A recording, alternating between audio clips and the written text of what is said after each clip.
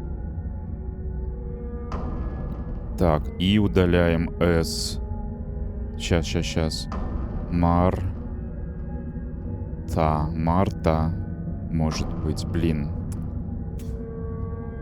Короче, пробуем.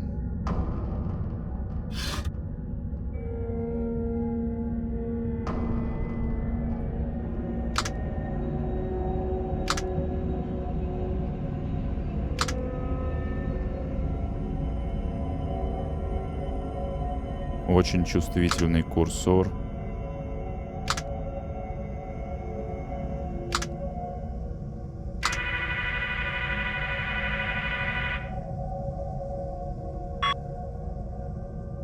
Готово.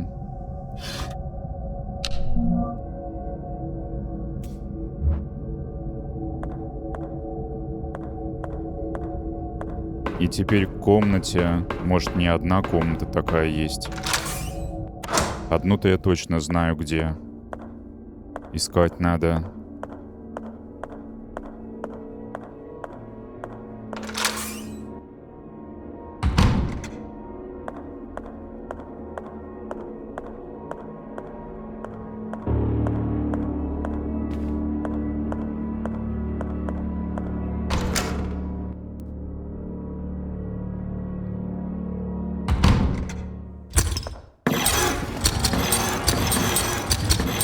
Не догонишь.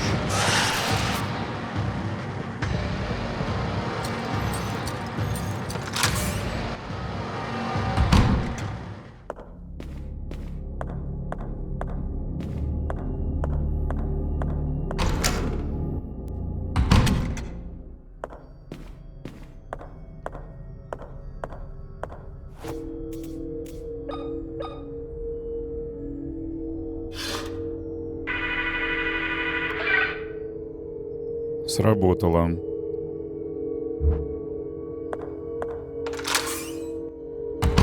Спальня. Блин, кто?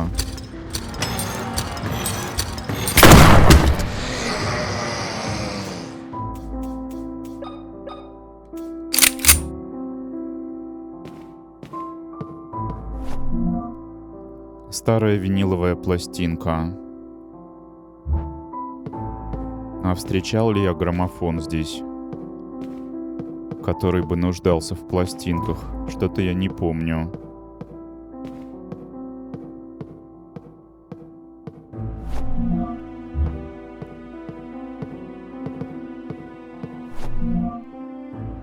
Дневник Марии. 68-й. Я жду ребенка. Вильям полон надежд, но теперь он более сдержан и спокоен, чем в прошлый раз. Он нанял служанку, которая ни на шаг от меня не отходит. Поначалу мне это было не по душе, но за эти месяцы мы с Анной стали добрыми друзьями. Мы с ней почти ровесники и обе любим искусство. Иногда по вечерам мы часами обсуждаем знаменитых художников, поэзию, картины и скульптуру. Мне немного не по себе, с Вильямом о таких вещах не поговоришь. С другой стороны, меня тоже никогда особо не занимала его любимая тема для разговоров — медицина. То же самое.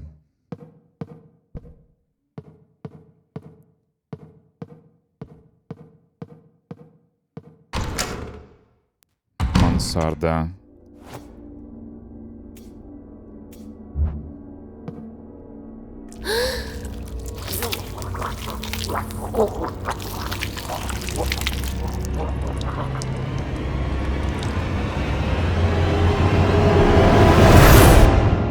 Быстрый.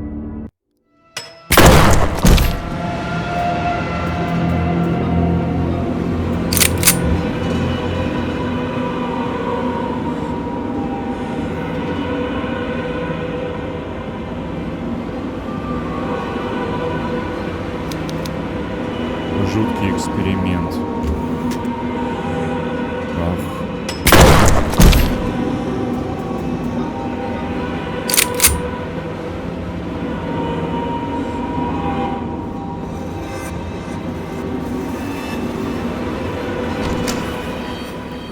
Детская.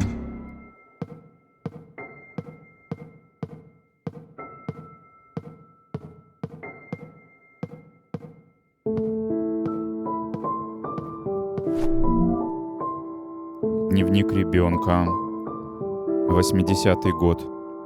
Мы сбежали из особняка, стараясь как можно меньше шуметь, и направились в порт у подножия холма. Мама была крайне взволнована. Ей было трудно дышать, а на коже у нее появились крупные волдыри. Мы достигли середины старого деревянного моста в 65 футах над рекой, когда с обеих сторон из-за деревьев показались люди в этих жутких костюмах. Мама обняла нас с сестрой и направилась к перилам. Преследователи медленно приближались к нам, и внезапно мост затрещал. Мама толкала нас все ближе и ближе к перилам. Одна из досок треснула, сестра закричала и мелькнула вниз. Я поймала ее за руку, но удержать ее у меня не хватило сил. И тогда она упала вниз. Я ничего не могла сделать. Мама не успела отреагировать и тоже потеряла равновесие. Люди схватили нас и отвели к дедушке Ною. С каждой секундой маме становилось все хуже. Дедушка запер меня в камере. Он сказал, что никто меня не услышит, сколько бы я ни кричала. А еще он сказал, что поскольку сестра погибла, от меня теперь никакого толку. Ведь для того, чтобы открыть дверь в склеп, нужны обе. Когда он ушел, я осталась совсем одна. Я была заперта в камере, в которой единственным источником света была свеча. Я кричала и плакала до тех пор, пока совсем не выбилась из сил. Возможно, это последние слова, которые я напишу. Скорее всего, здесь я и умру. За что нам эти невзгоды? Как же мне хотелось бы, чтобы ты был рядом, папа.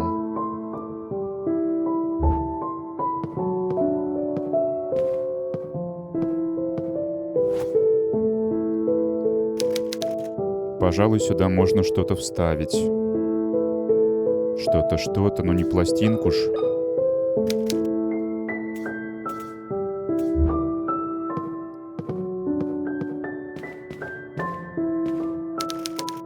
Жуткие детские рисунки.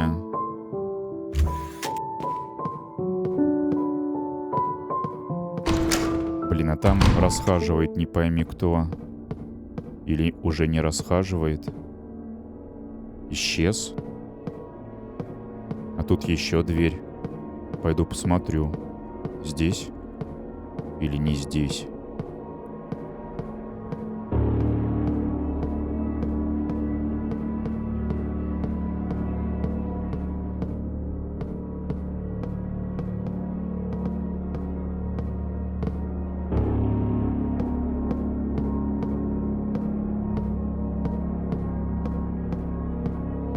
И трупика нету. Бессмертный враг, возможно.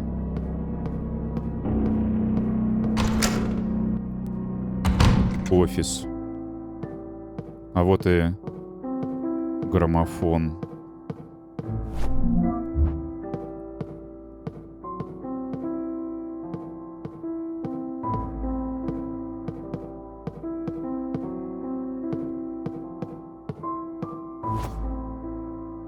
Глазика нет.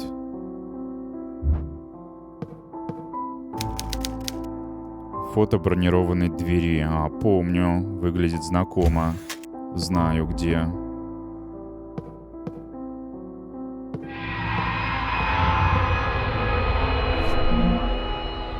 Дневник Вильяма. 94-й. Я вернулся в уборную, где оставил подопытную и обнаружил, что она сбежала. Как можно быть таким безрассудным? Других подопытных у меня нет, а с тех пор, как всех перевели в новую клинику, добывать подопытных стало непросто. Я не намерен больше ждать. Все это случилось из-за моего эго, и у меня больше нет сил видеть ее в таком состоянии.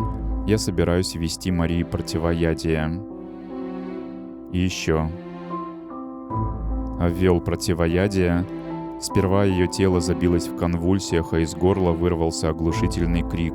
Это продолжалось несколько секунд, после которых она умолкла и застыла на кровати. Она снова была собой.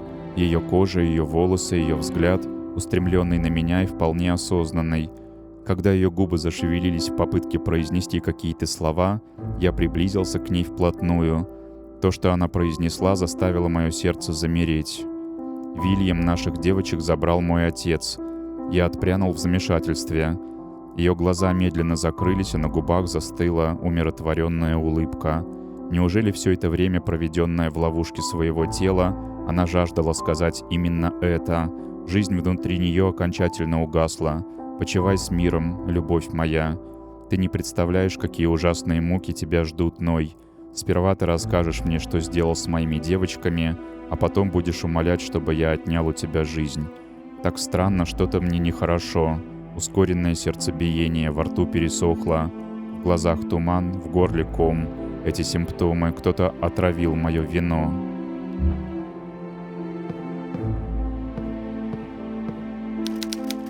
Тело еще не совсем остыло, наверное, пару часов назад он еще был жив. Что здесь творится?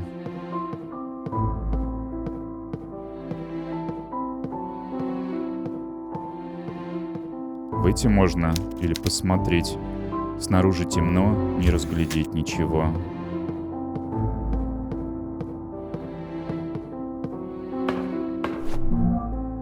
Для смазки ржавых деталей в заклинивших механизмах. Понятно, возвращаться придется. Конкретно так возвращаться. Камин, еще недавно здесь горело пламя. А что сейчас, вон, угольки, кровь.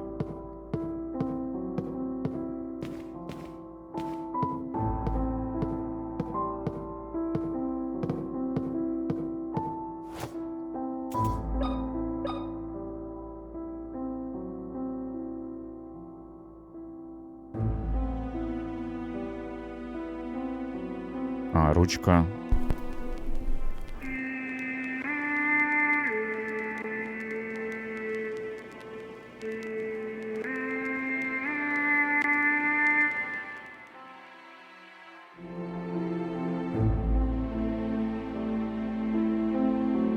Назад не взять, но можно покрутить.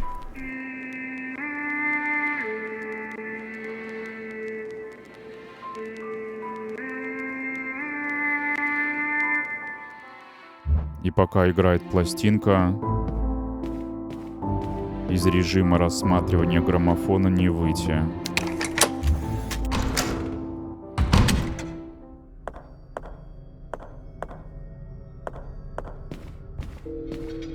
Ай-яй-яй.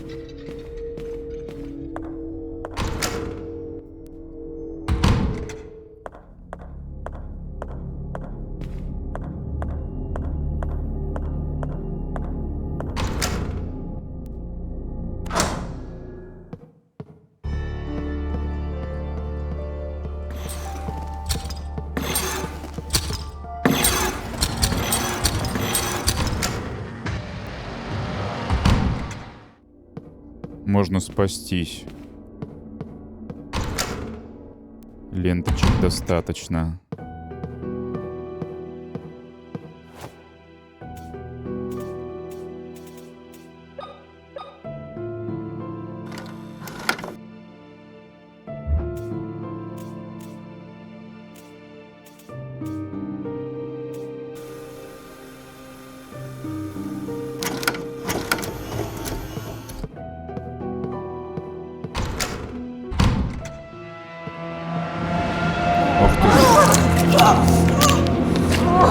Вероятно, можно КПЕ применить, но я хочу посмотреть. О, как он шею сломал. Начал жрать ляжку. В общем, появился враг бессмертный в лучших традициях Resident Evil.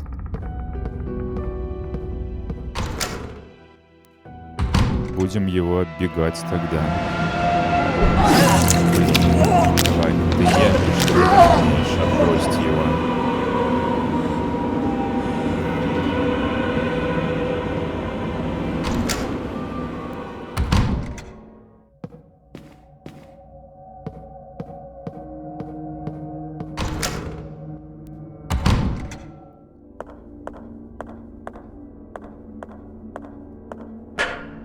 Через зеркало, потом по лестнице. Применять масло.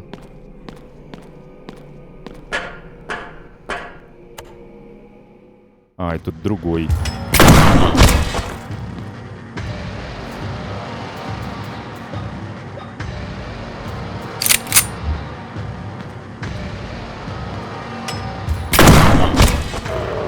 все окочурился.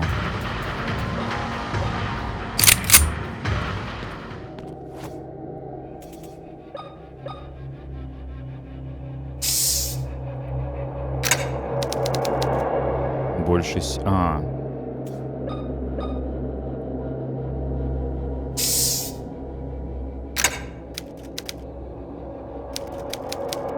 Ржавчина все еще мешает, но, похоже, это может сработать.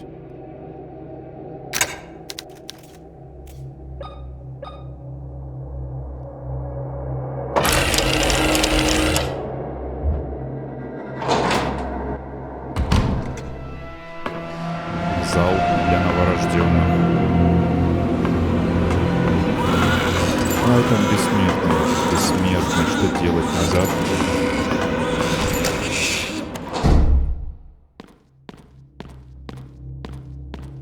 Другого-то я войну. Или обоих надо.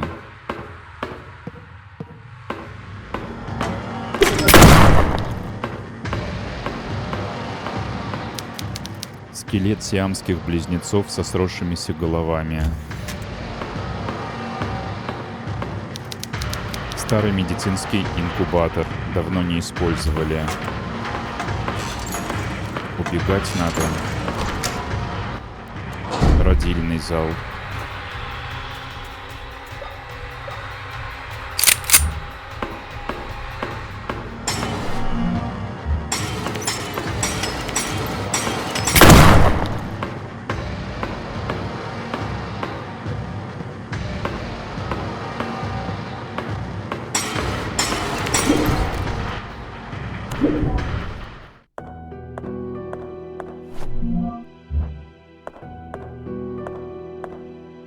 Будто б можно отодвинуть, но вроде нельзя.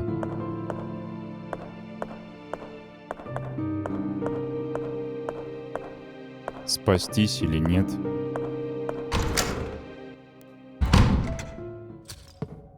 Холл.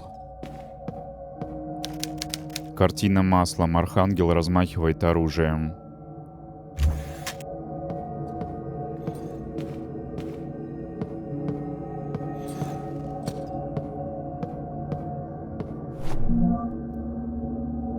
Дневник Марии. 80-й год. Вильям, они забрали наших девочек. Отец подлил мне в напиток снотворное, но, к счастью, я вовремя успела догадаться. Я притворилась, что крепко сплю, а когда он в это поверил, встала с кровати и подкралась к переговорной. Из-под ее двери струился свет. Я приложила ухо к ее металлической поверхности и услышала голос отца и других мужчин. «Все готово к проведению ритуала. Сестер Вайлбергер отвели в храм», — сказал голос, который не был мне знаком. «Отлично, если все пойдет по плану, я возглавлю секту Палукса, и вместе мы сможем вернуть этому миру Спасителя», — ответил отец. Затем друг за другом они направились в сторону мавзолея. «Я обязана спасти девочек. Если мне не удастся их вызволить, надеюсь, ты сможешь меня простить. Я знаю, ты сделаешь то, что должен. Люблю тебя».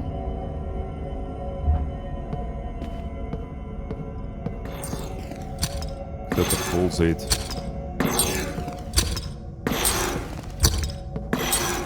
Заряжено у меня хоть, не заряжено. Другой архангел.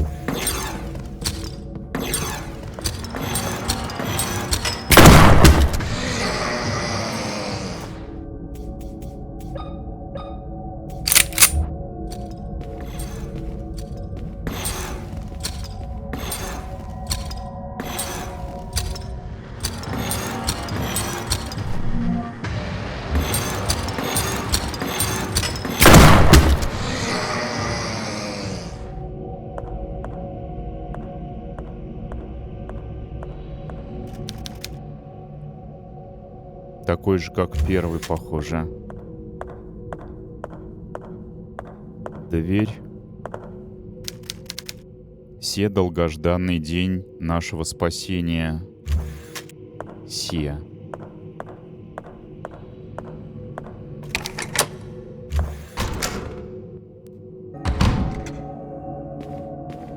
понял, куда вышел, только нафига? Что-то упустил, походу. Не просто ж так картины висят. Ну вот, так и есть. 1 января и время. Можно менять. Тут, наверное, месяц. А тут, наверное, стрелки.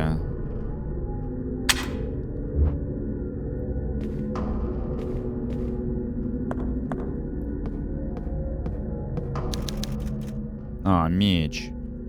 Меч держит на часов так 8 или 7. Скорее 8.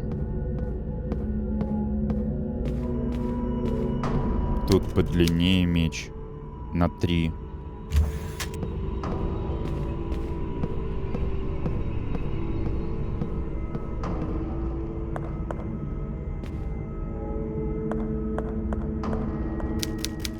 А тут самый длинный на 5.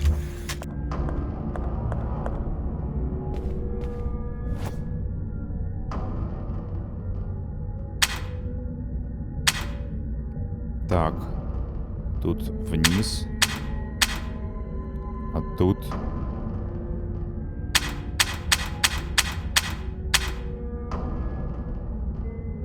А вот с числом не ясно. Еще картина есть в конце коридора. Се. Так, и не подписано, походу. В дневник, что ли, лезть? Посмотреть.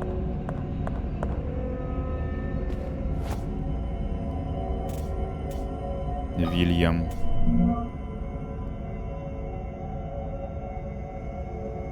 Сертификат о рождении 09.07.70. Но тот ли это? Нет, это дата рождения Вильяма. Это не то. Вообще.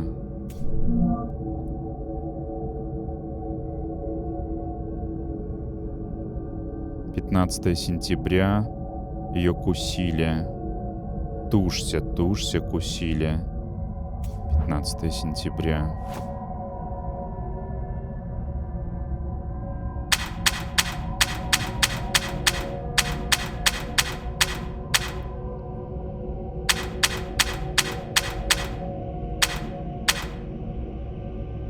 Нет, не оно.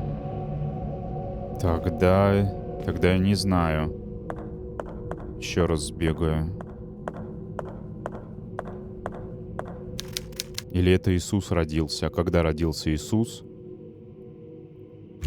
У нас-то в январе. Но игра-то западная, поэтому в декабре. Когда там премьеры в кино бывают самые громкие? 20 какого-то 7-го или 20? Сейчас узнаем. 25-го. Чё это?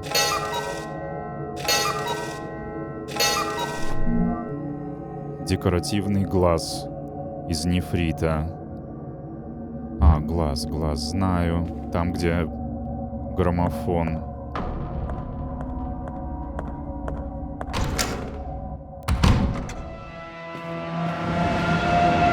Судя по музыке, тут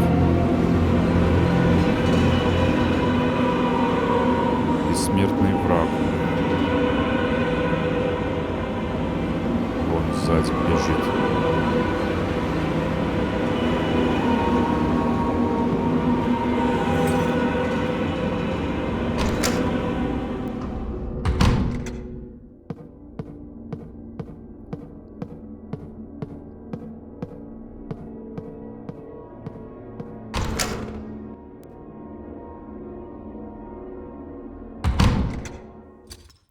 И тут ждут меня.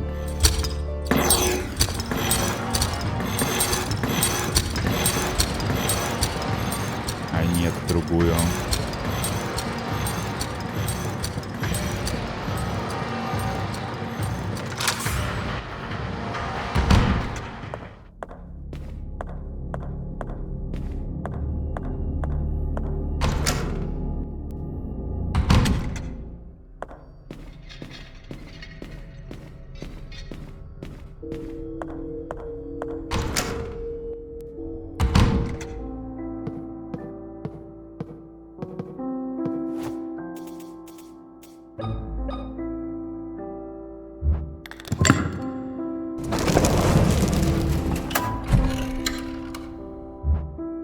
Ну что, голова профессора?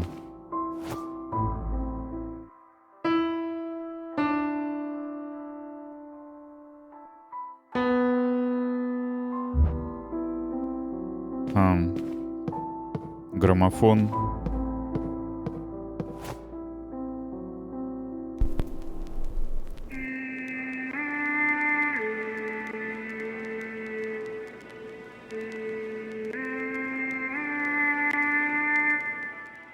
Нужно такую же сыграть. А можно еще раз? Тын-тын-тын.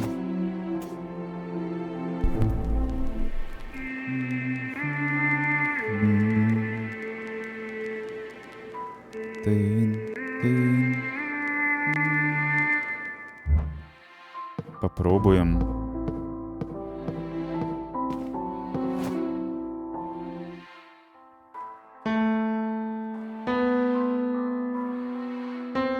Вот с этой надо начинать.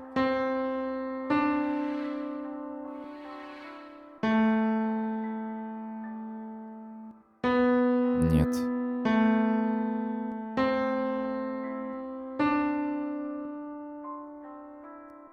Тын, тын, тын. Во.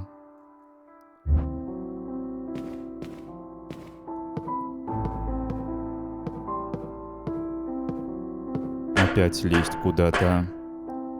Насосная.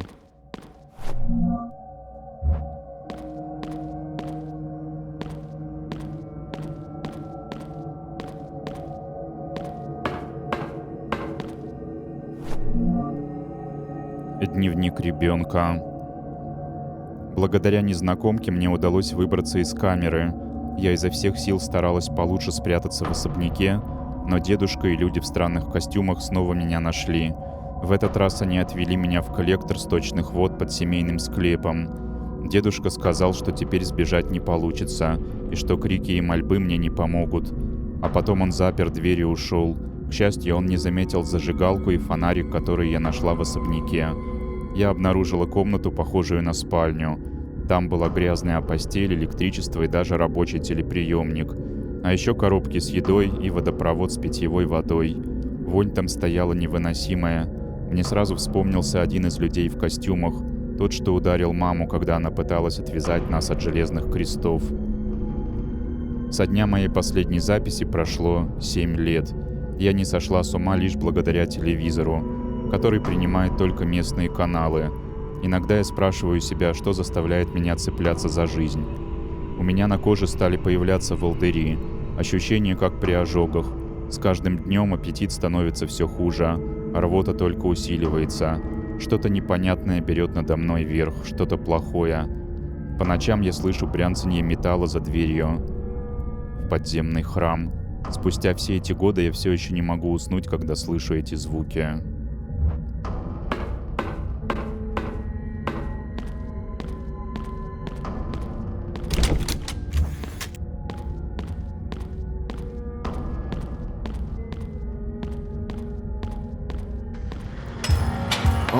Как...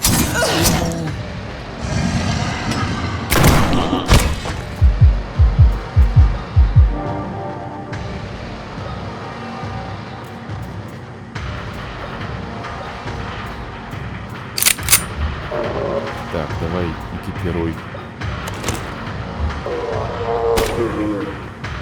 В смысле? Как-то легко вальнулся.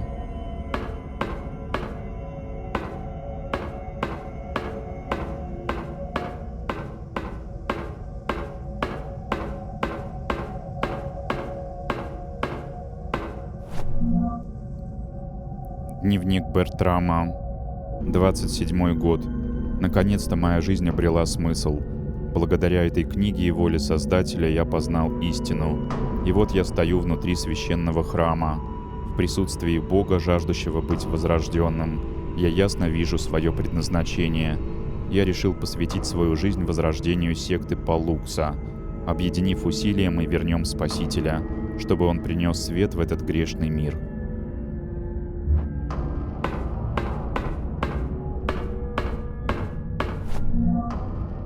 Пропуск сотрудника Вильям Вайлдерберг. И где это я могу использовать? Тут больше ничего нет.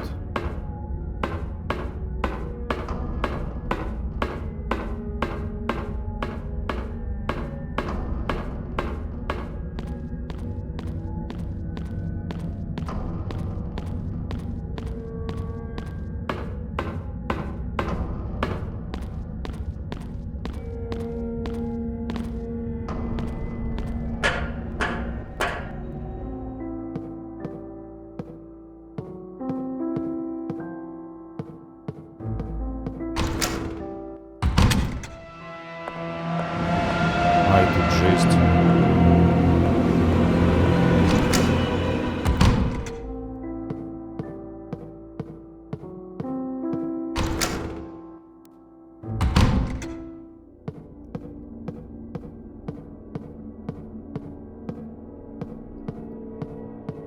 Может, свалил?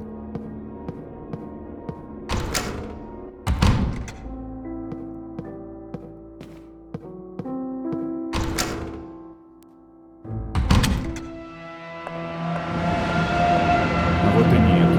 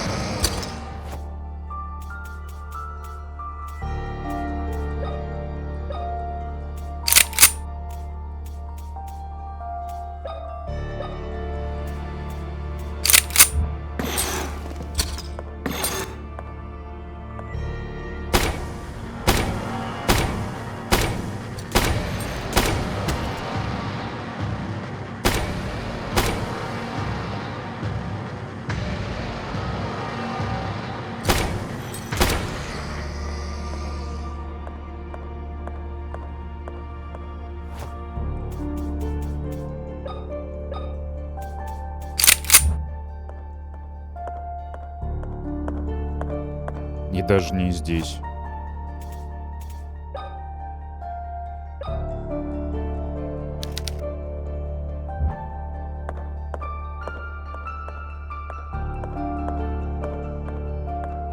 Я же почти все посмотрел в этой усадьбе. По идее, вот тут еще осталось. Ой, ой, ой, ой. Сейчас. Плюся. Не достанешь.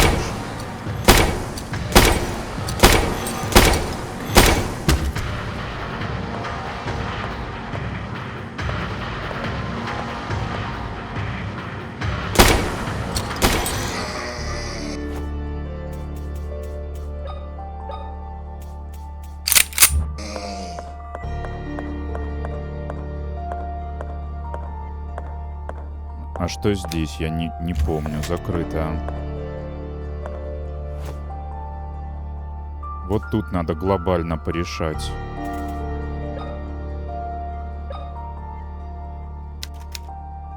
А вот карта. Может, карта подойдет.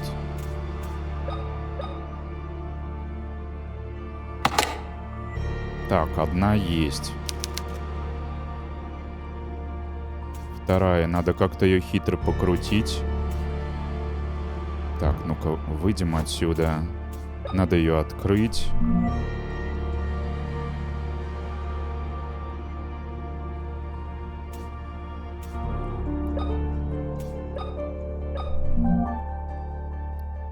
Ага, заполнил кровью. Теперь. Неожиданно решение само собой пришло. Заморозить.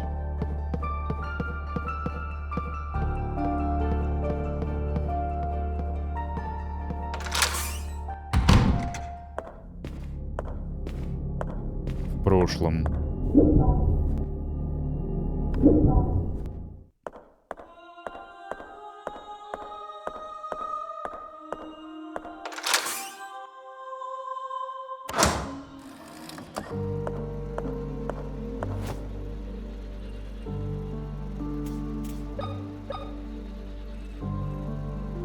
Вот так.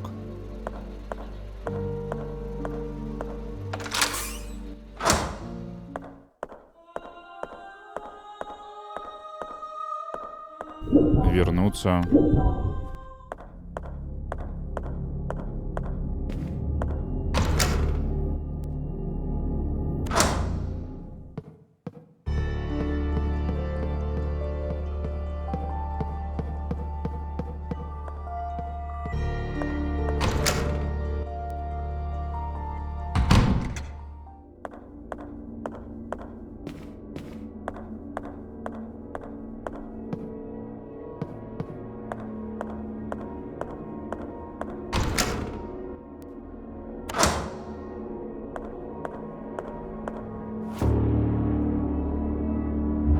Ну как? Медальон из замороженной крови. Получили.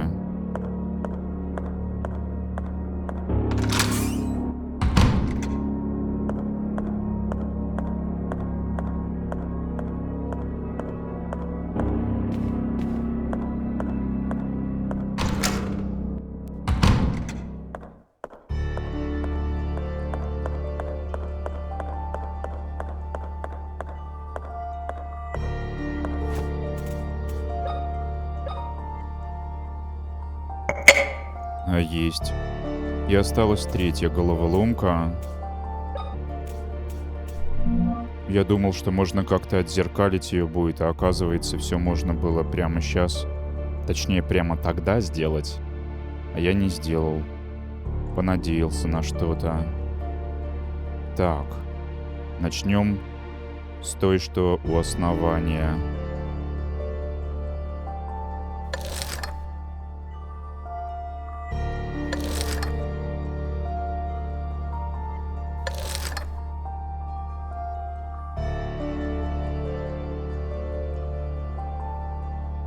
Вроде так. Теперь вот эта штучка.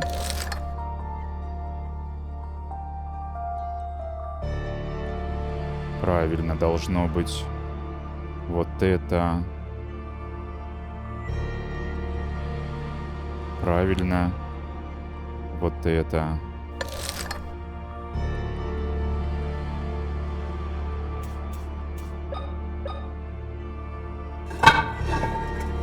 Есть.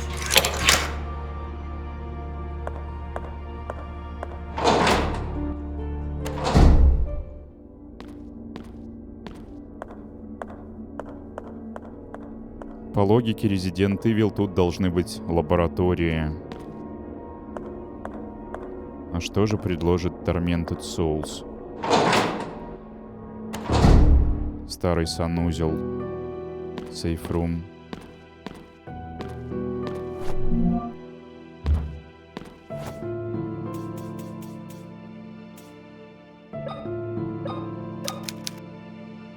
Ой, я что-то не то комбинирую.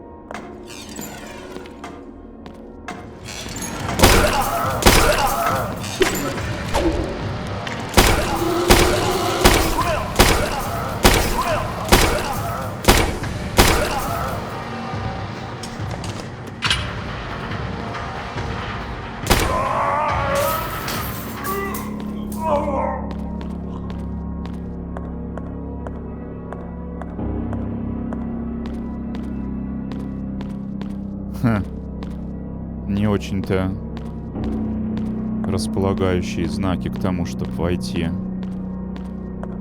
А здесь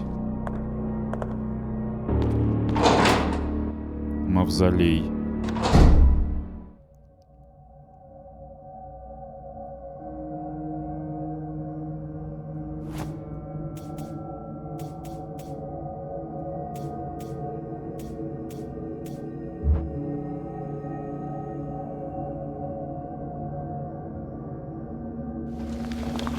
Ноги задвигаются, как в морге.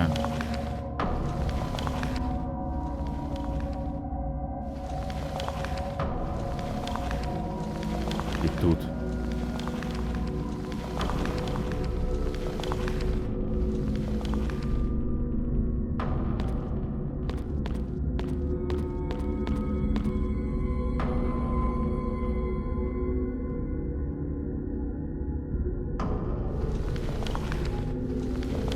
Еще ниже.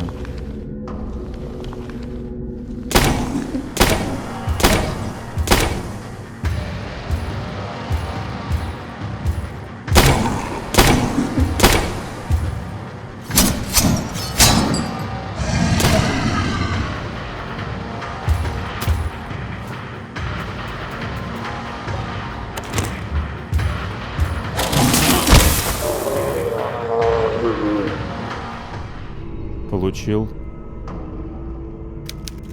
Кафедра. Видимо, отсюда читали проповеди.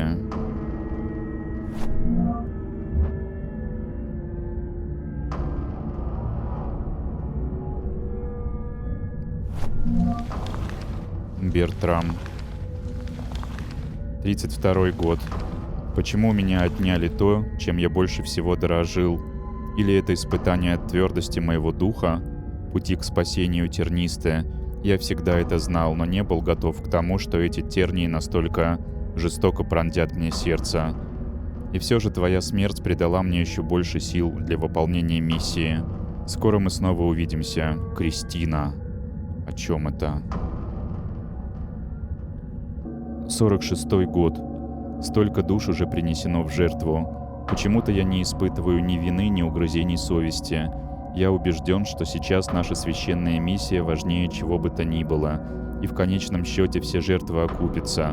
Сегодня мы принесли в жертву близнецов, похищенных нами в городе. Яйцо продолжает развиваться без отклонений. Однако по мере роста и созревания оно излучает все больше и больше энергии. Для грешных созданий, коими мы являемся, это излучение небезопасно. У нескольких членов секты наблюдаются ожоги на коже. Для их обработки после ритуалов я синтезировал специальную плазму. Это должно помочь. Надеюсь, костюмы радиационной защиты сделают свое дело. Видите ли, у них тут яйцо с Богом.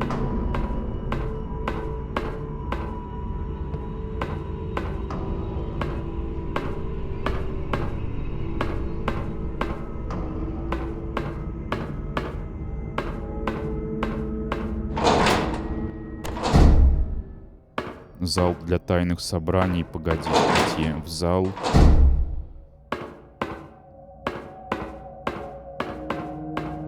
Что здесь?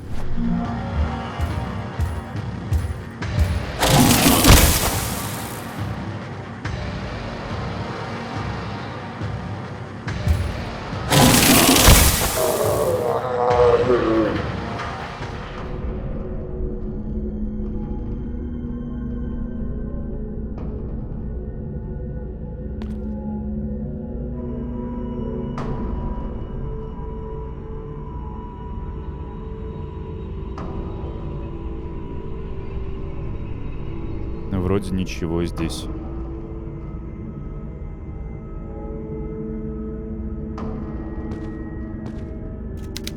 На золотой пластине гравировка.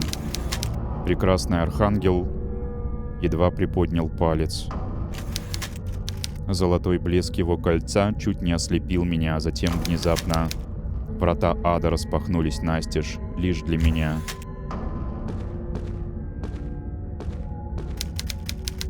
Большое мраморное надгробие. Над ним скульптура молодой женщины с цветами кадупула. Что это за такой, не знаю, в руках. К аромату цветов примешивается трупное зловоние.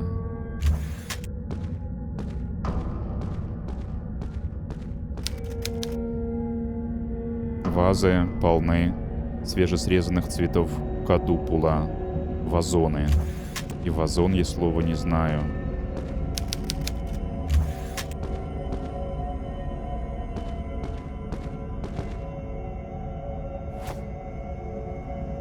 Что-то будто нужно вставить. А может и не нужно, вот рука не активна.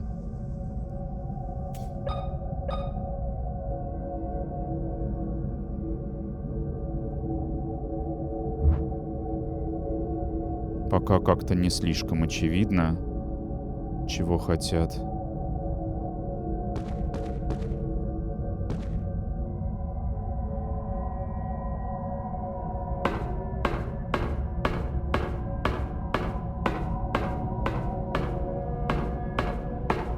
Теперь можно сюда пробовать.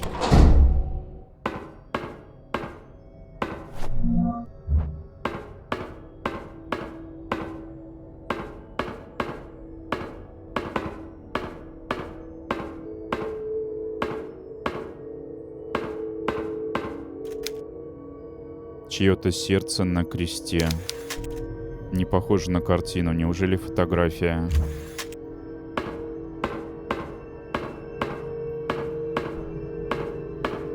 Ленточка есть.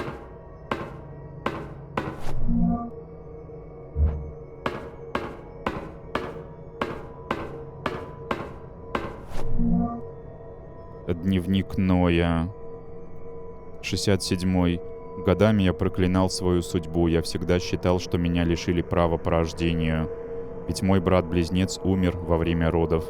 Я возненавидел свою мать, возненавидел врачей, а более всего возненавидел самого себя. Мы должны были принести свою кровь в жертву богам. Секта не станет приносить в жертву одного ребенка. Им нужны братья-близнецы, иначе наш бог не вырастет. Но теперь я все понял. Моя роль в перерождении бога заключается не в том, чтобы отдать свою кровь, а в том, чтобы вести секту Палукса этим священным путем.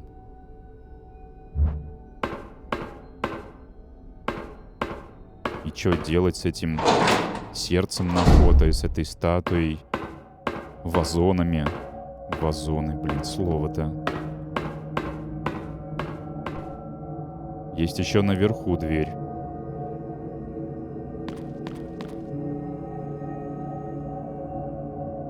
За множеством знаков с предостережениями.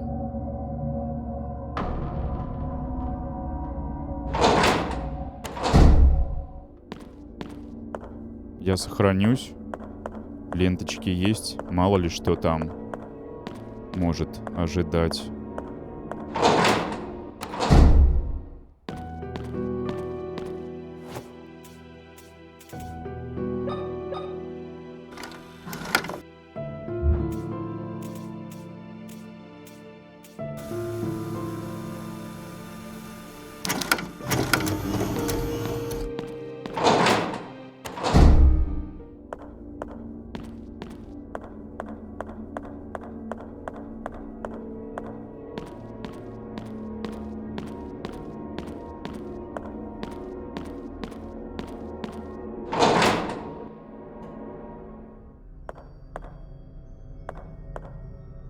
Кажется, было написано: не следовало тебе сюда входить.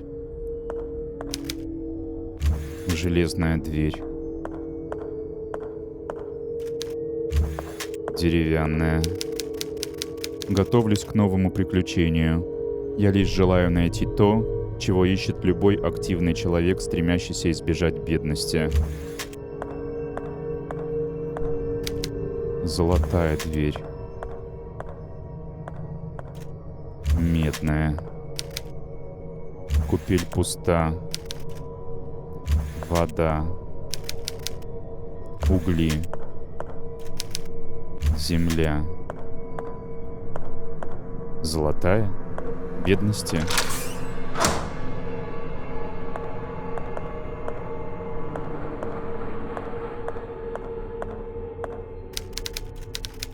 Я упал в море, но так не научился плавать.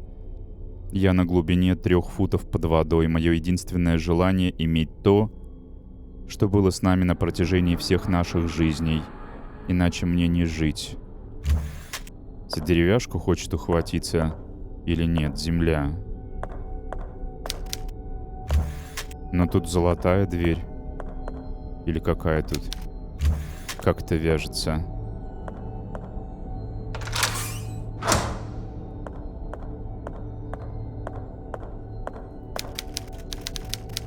И опять сначала...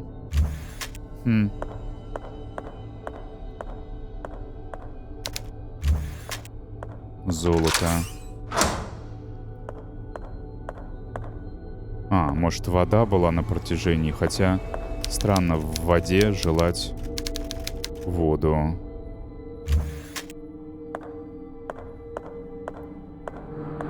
А дверь железная.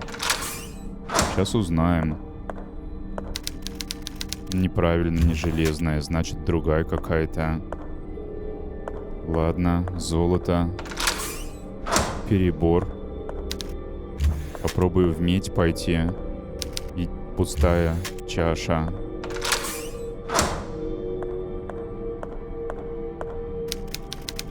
Как ни странно, медь.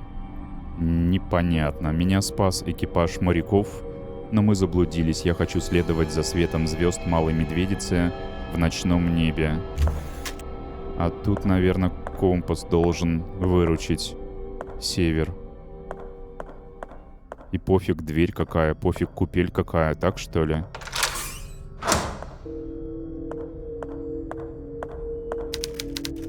Свирепый шторм затопил лодку.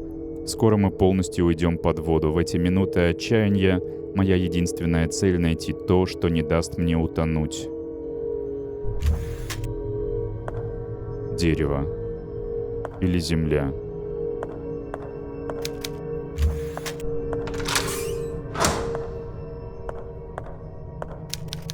Я дрейфую в открытом море в полном одиночестве.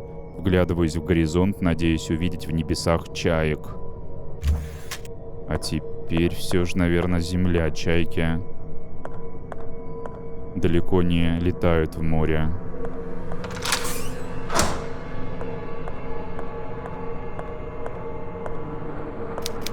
Очнулся на необитаемом острове. Приближается ночь, но я должен кое-что успеть до того, как мир погрузится во тьму, а холод пронзит мое тело до самых костей. Но тут понятно, костер.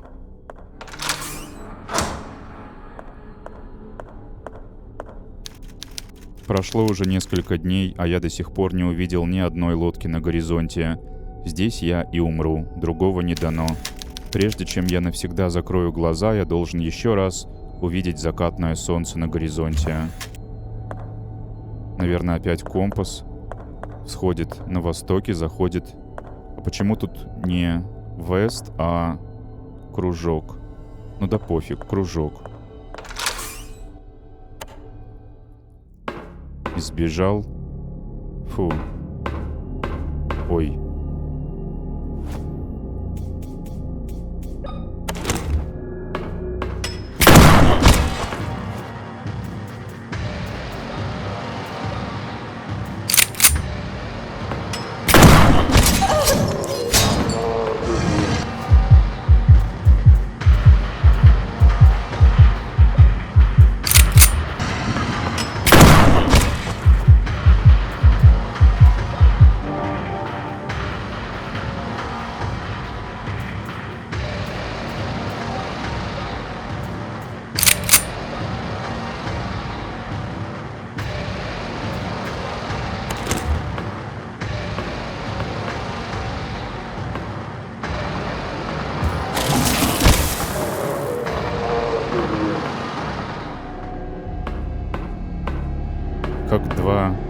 Гейтхеда.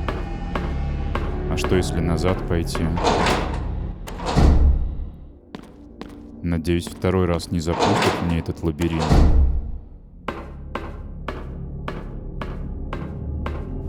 Ну, почти не тупил, только я не понял про эту медь совершенно.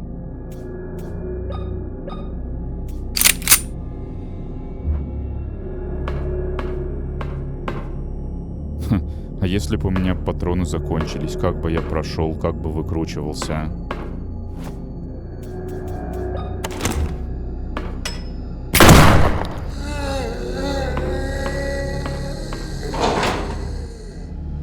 Бункер.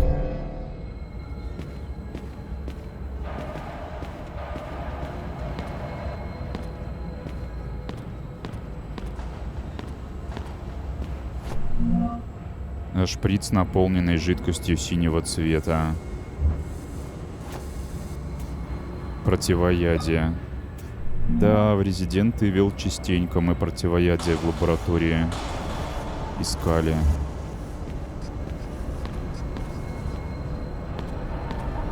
И тут решили не отступать от канона. Дневник Бертрама. 79-й год. Близнецам уже по 8 лет. Они носятся по дому, а пациенты и персонал клиники балуют их без меры. Члены секты теряют терпение. Они считают, что девочек пора принести в жертву. Мне удалось снять напряжение, назначив дату проведения ритуала. Сегодня Анна и Эмма подарили мне пару шлепанцев, которые сами же и смастерили. Похоже, один сшила Анна, второй Эмма. Это объясняет тот факт, что шлепанцы разного размера, и все же в них довольно удобно. Дата жертвоприношения приближается, я потерял сон. Костюмы радиационной защиты стали пропускать излучение от яйца. С каждым разом все больше членов секты поражает странный недуг. Сперва им становится дурно и начинается рвота. Чуть позже на коже у них появляются ожоги, а их поведение становится агрессивным. Они перестают узнавать окружающих. Членов секты, которых госпитализировали, лечат в секретной палате. Мы привязали их к кроватям, и тут стало происходить нечто крайне странное. Пациенты стали врастать в металлические предметы и оборудование, которого касались. Никогда раньше не видел ничего подобного. Этот феномен как-то связан с излучением от яйца. Оно превращает их в чудовищ. Может, это некое испытание, и мы должны пройти его, чтобы заслужить спасение.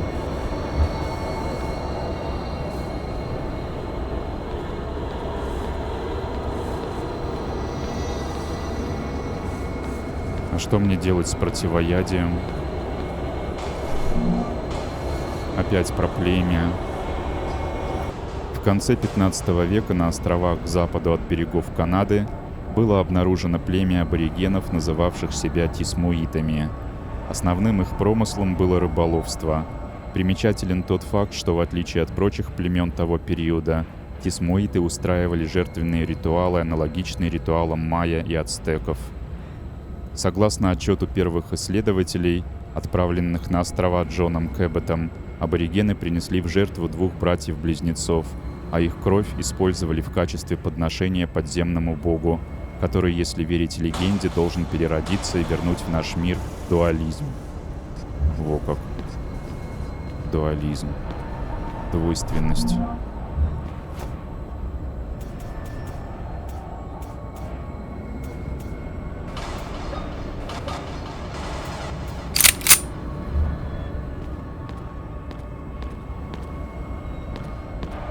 Получается, здесь все. А куда теперь?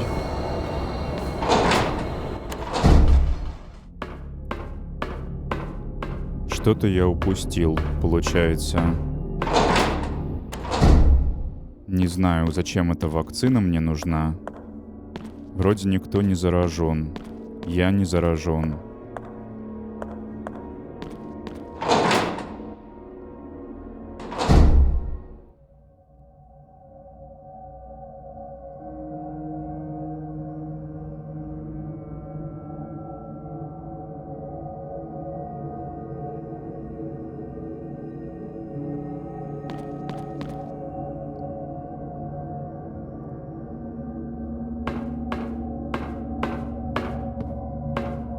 Там дверь, там картина с сердцем.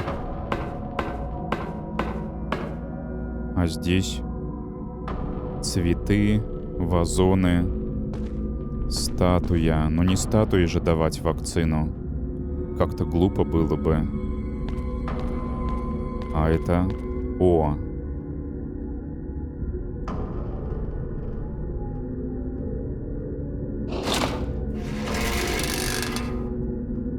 Блин, нет, это просто шорткат. Но все-таки пропустил.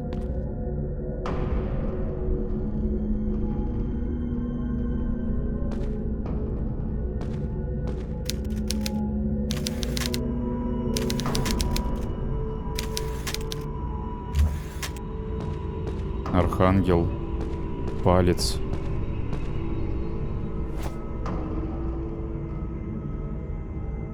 Вот как-то палец выделен по-иному. А это типа врата ада. Да ну нафиг, врата ада. Может сохраниться?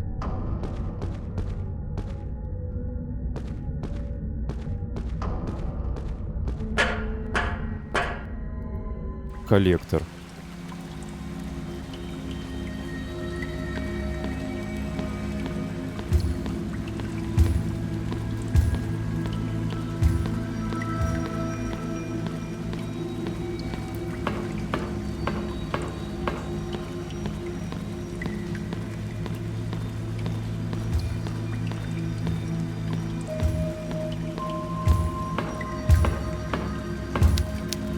Кто мог осмелиться на медицинские процедуры в таком месте?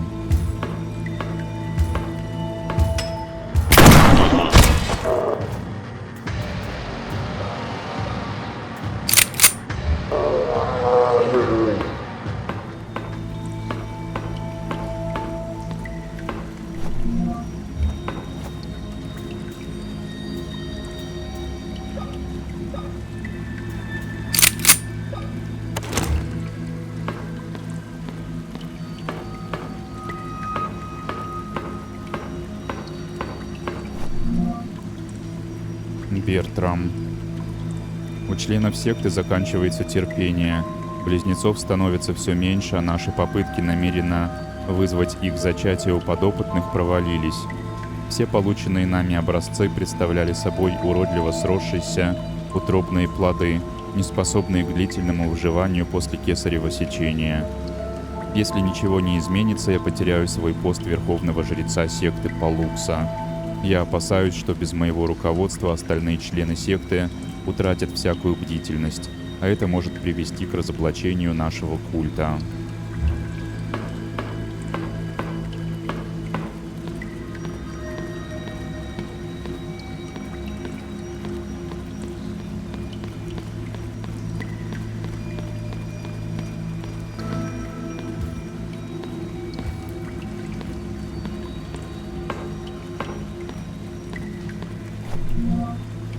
Ребенок. 91 год. Иногда по ночам я вижу сон. Во сне ветерок танцует в аромате цветов и ласкает мое лицо. После полуденное солнце окрашивает облака за горным кряжем в постельные тона. Сердце мое наполняет радость. Я стою на красивом балконе, уставленном пышущими жизнью цветами и растениями. Я возвращаюсь к себе в комнату, стены которой украшают роскошные зеленые обои. В комнате царит чудесный аромат лаванды. Прямо передо мной большое зеркало. Я подхожу к нему, не в силах противиться любопытству, и в его стекле появляется мое отражение. Да, это я, хотя не совсем я. У девушки в отражении чистые и ухоженные волосы. Ее гладкая кожа едва не светится от легкого загара, а губы алые, как спелые ягоды. Несколько мгновений я любуюсь ею, испытывая лишь зависть, а затем внезапно все внутри меня сжимается. Меня отравляет ярость, глаза наливаются кровью. Я повинуюсь убийственному инстинкту и бросаюсь к шее девушки. Она так похожа на меня, и все же растерянный взгляд выдает в ней самозванку. Под пальцами я чувствую давление крови в ее сонной артерии. Ее губы пытаются произнести какое-то слово, но я только усиливаю хватку. Боясь того, что она может сказать, я сжимаю ей горло еще сильнее. И тогда я просыпаюсь в темноте, мокрая от пота. Звук сточных вод и сквозняк заставляют меня осознать, что я в своей комнате. Аромат лаванды на миг задерживается, парит в воздухе, а затем и он улетучивается за прутья решетки.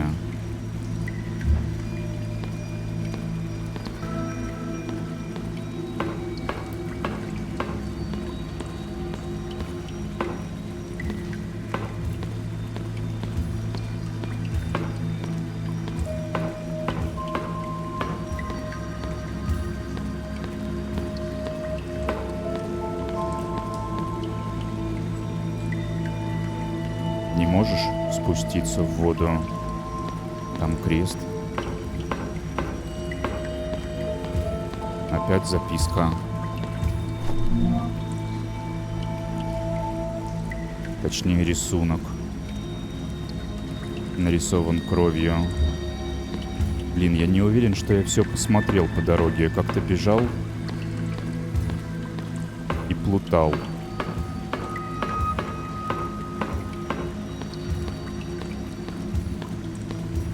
Тупичок. Поэтому немножко вернусь. Что вот здесь, например?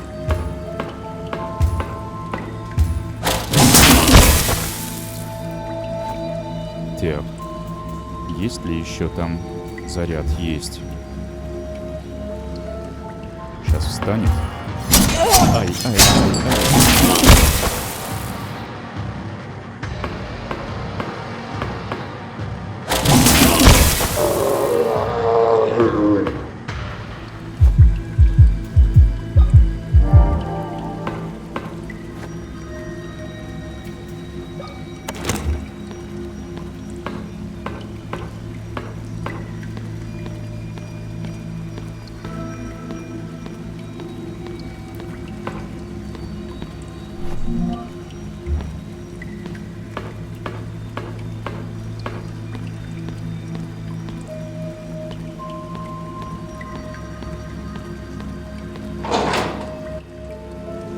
Кладовая в коллекторе.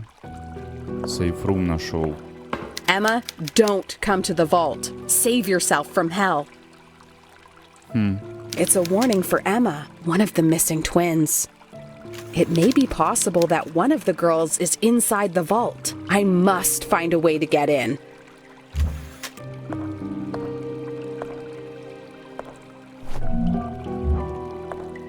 Лучше патронов.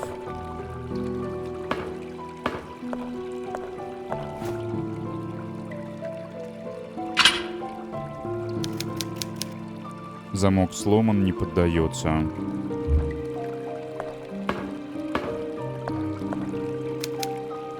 Кто-то жил.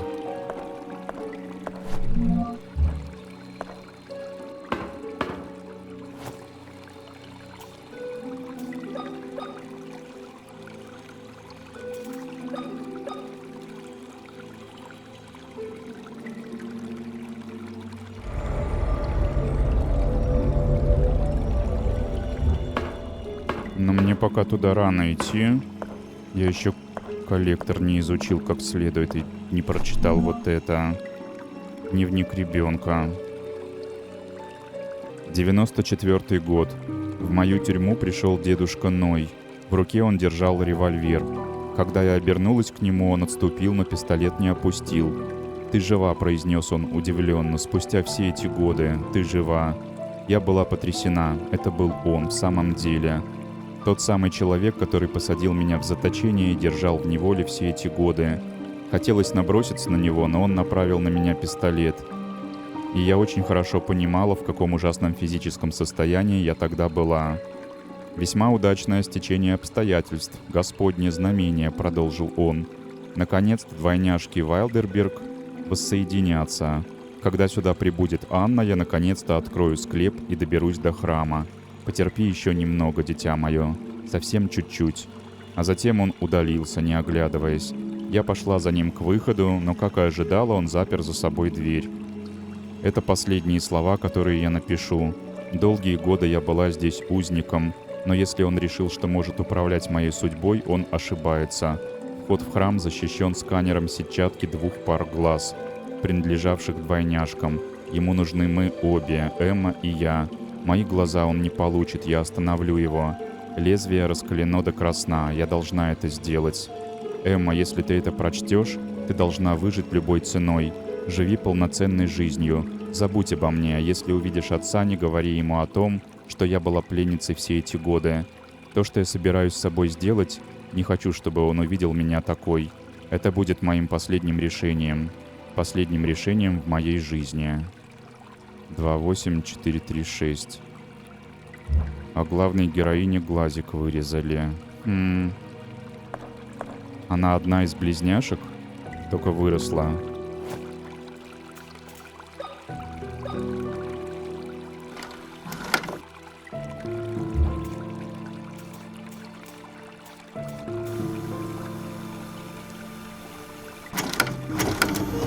Почему-то больше она не комментит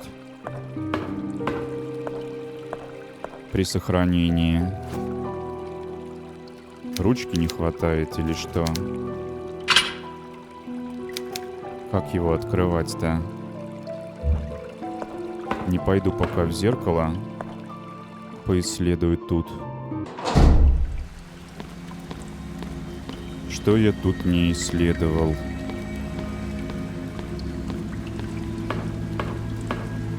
А то так получилось, случайно сейфрум нашел, зеркало активировал, а толком канализацию не посмотрел.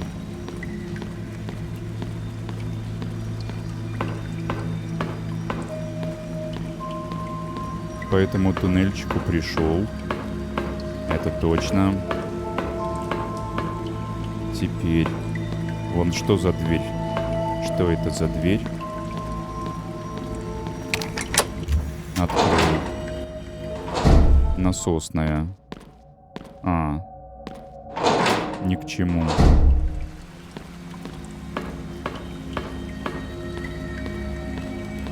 По этой лестнице спустился. Тут тупик. Тут открыл. Туннельчик. А здесь? А здесь, наверное, не был.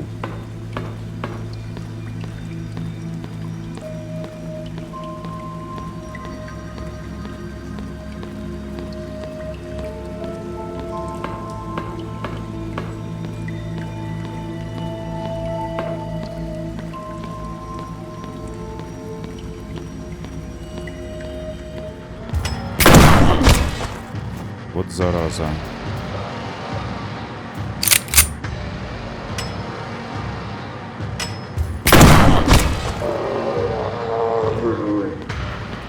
Что-то блестит. Похоже на ручку для сейфа.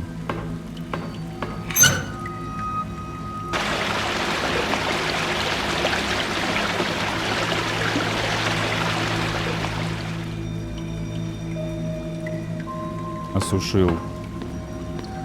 Нет, здесь не слезть. Ну, значит, поблизости должно быть место.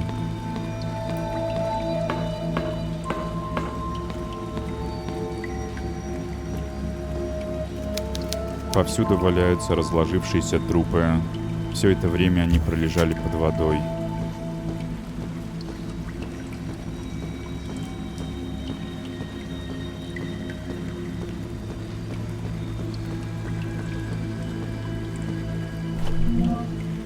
Переключатель от старого телевизора. Ой, я встречал телевизоры, только что-то я сомневаюсь. Ладно, посмотрим. Наверное, нужно разместить перед сканером глаз. И здесь.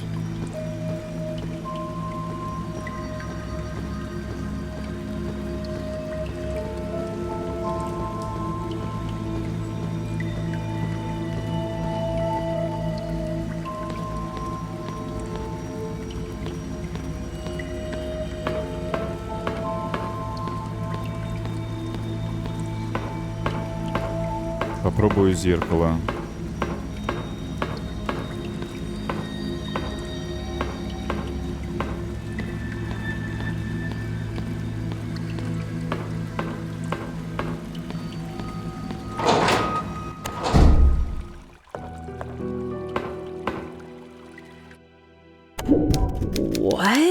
Is this my room? But this is hundreds of miles away from the mansion. How can this be possible? Оказалась в своей спальне. Мой дневник. Прошлой ночью это снова случилось. Мне приснился тот самый кошмар. Сон, в котором я падаю в пропасть, крепко зажмуриваюсь, и тогда в спину мне бьет ледяной холод. Когда я, наконец, открываю глаза, то вижу, как по каменным ложбинкам и трубам течет грязная вода. Трубы уходят вглубь бесконечных тоннелей с арочными потолками. Какие-то люди отбрасывают искаженные тени на покрытые плесенью стены. Один из людей, одетый в костюм радиационной защиты, хватает меня за руку и вопит страшным голосом. Да начнется ритуал. Я просыпаюсь вся в дурно пахнущем поту, срываю с себя просто, не касаюсь ногами пола и понимаю, что он тоже мокрый. Я включаю свет и обнаруживаю, что не у себя в комнате. Стены испачканы, а окно, выходившее на улицу, превратилось в проем, ведущий в темный тоннель, по которому текут нечистоты. Онемев, я встаю с кровати. Меня окатывает волна холодного и зловонного воздуха. Я бросаю взгляд в зеркало и вижу на себе жалкие лохмотья. Мои волосы давно не мыты и утратили свой блеск. Я напугана и в полном замешательстве. Кажется, в зеркале мое отражение, но в глазах есть нечто такое, чего я не узнаю. Девушка по другую сторону зеркала протягивает ко мне руки и хватает меня за шею. «Ты оставила нас здесь». И тут я просыпаюсь в своей комнате. В окно струится свет уличных фонарей, вычерчивая силуэты деревьев. Я медленно убираю руки со своей шеи, и тут включается телевизор. Я пробую ущипнуть себя, чтобы убедиться, что я больше не сплю. Переключатель поворачивается то вправо, то влево, и телевизор показывает будто бы случайные картинки, но всегда одни и те же. Да, есть телевизор. Снаружи ясный день. Как же я хочу разбить это большое зеркало у себя за спиной и бежать через это окно, но не могу этого сделать. Что-то меня здесь держит, не отпуская. Это мой гардероб. Сейчас мне не до переодеваний. Не могу идти, пока не узнаю больше о девочках на фото. Сундук.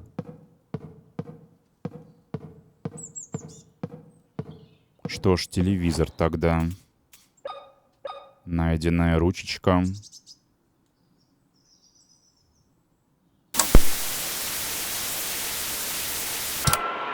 Ой, замечательно, паук.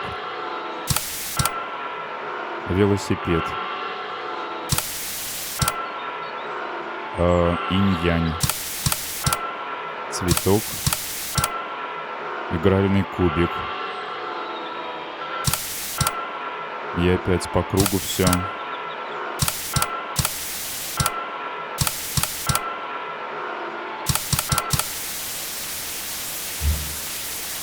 Мда.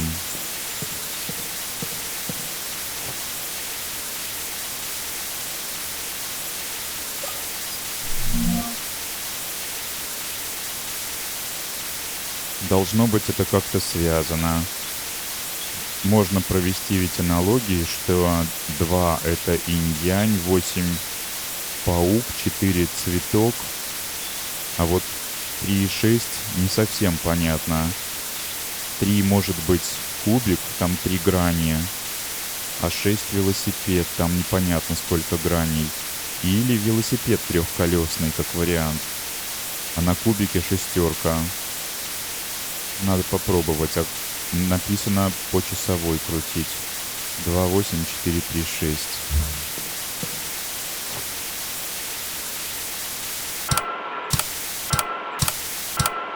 Два. 8. 4. Предположим, что это 3.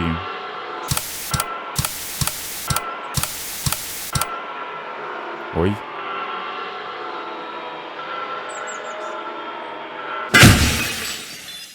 Черт. Неожиданно. Ожерелье. Изображение солнца. Эмма. управились.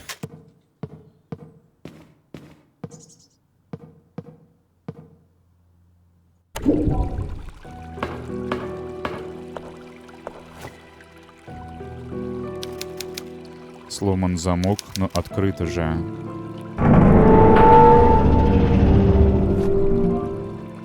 И тут луна. Анна.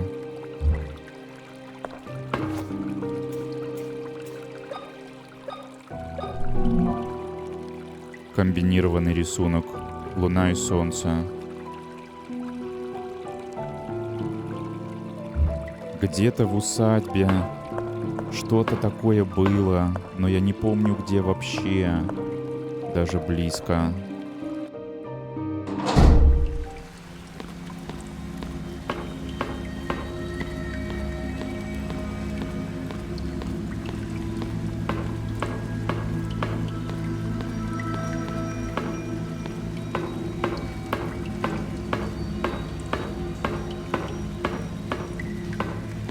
В усадьбу вернуться через насосную.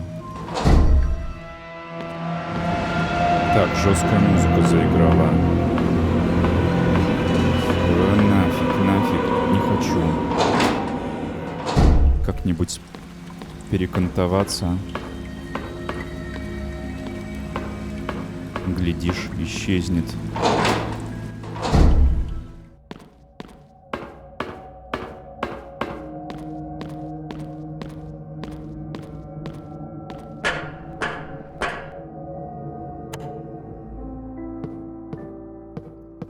Офис с музыкальной задачкой.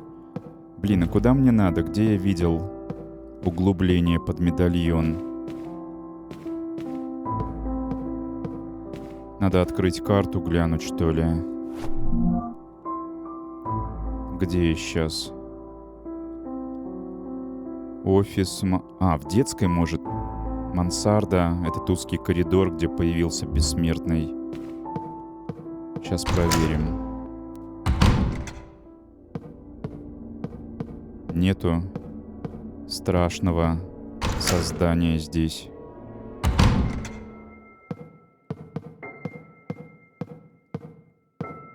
Да не здесь, тут рисунки.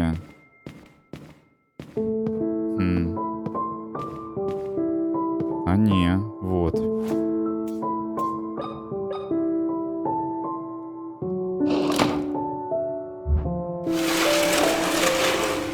Стенка отъехала хитро.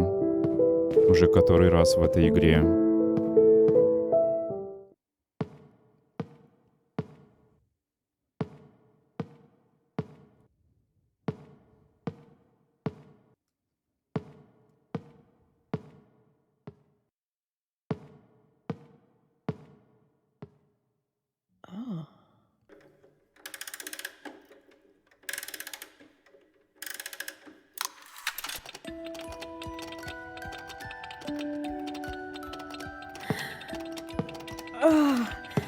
Oh, my head.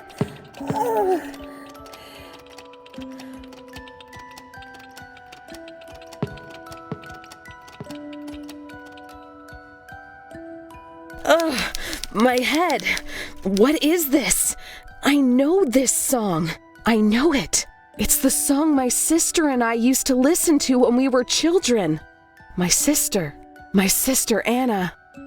I remember. I am Emma, the girl who fell from the bridge 14 years ago. All this time, I've kept the traumatic memories hidden inside my head, but this song has set them free. Anna, you have been alone in the dark this whole time. I don't know if you are still there, but I promise I will do everything in my power to find you. It's time to find out what's behind the vault door in the sewers. Ну, раз решила, что пора... А как? У тебя глаз нету, а нужна пара. Эта старая музыкальная шкатулка принадлежала моей матери. При звуках знакомой мелодии ко мне вернулись детские воспоминания. С тех пор, как я упала с моста, прошло 14 лет. Играя в этой комнате, мы с Анной часто слышали эту песню. В детстве мы часто играли с этим домиком для кукол.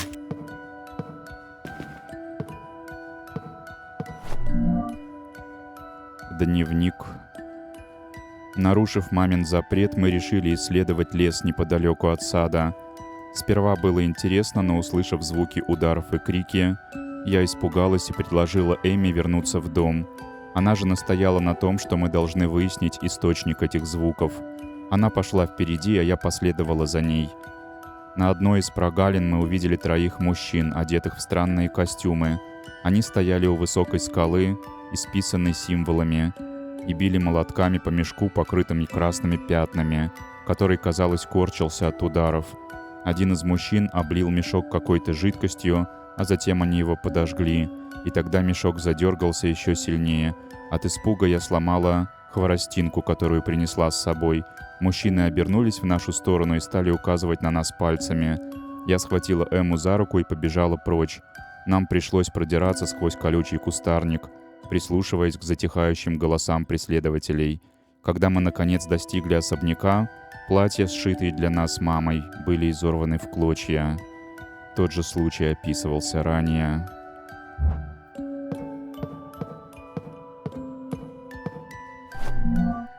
Рыболовный крючок с острым наконечником. Как он мне поможет? Все здесь, наверное.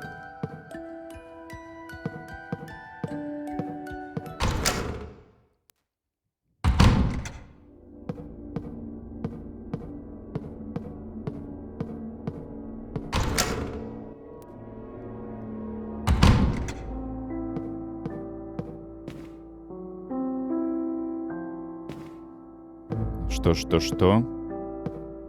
Где это вообще показали-то?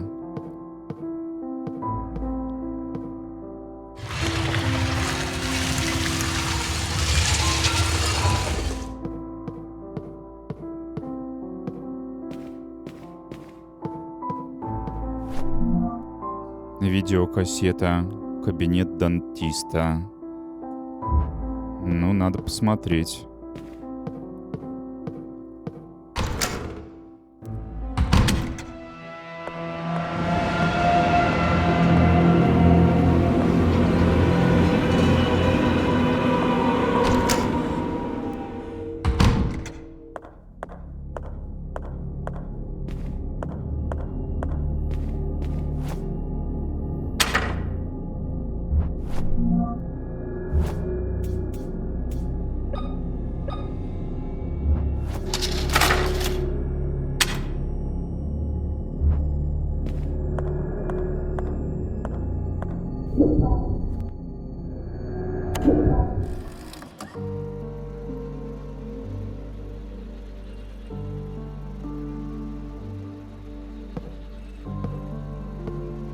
Зубки лечит.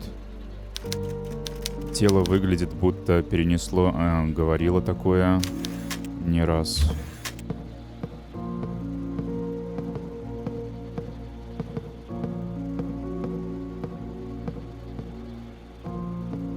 Это вернуться.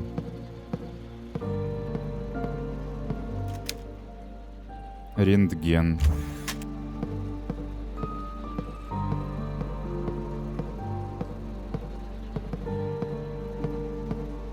Вроде нет ничего особенного.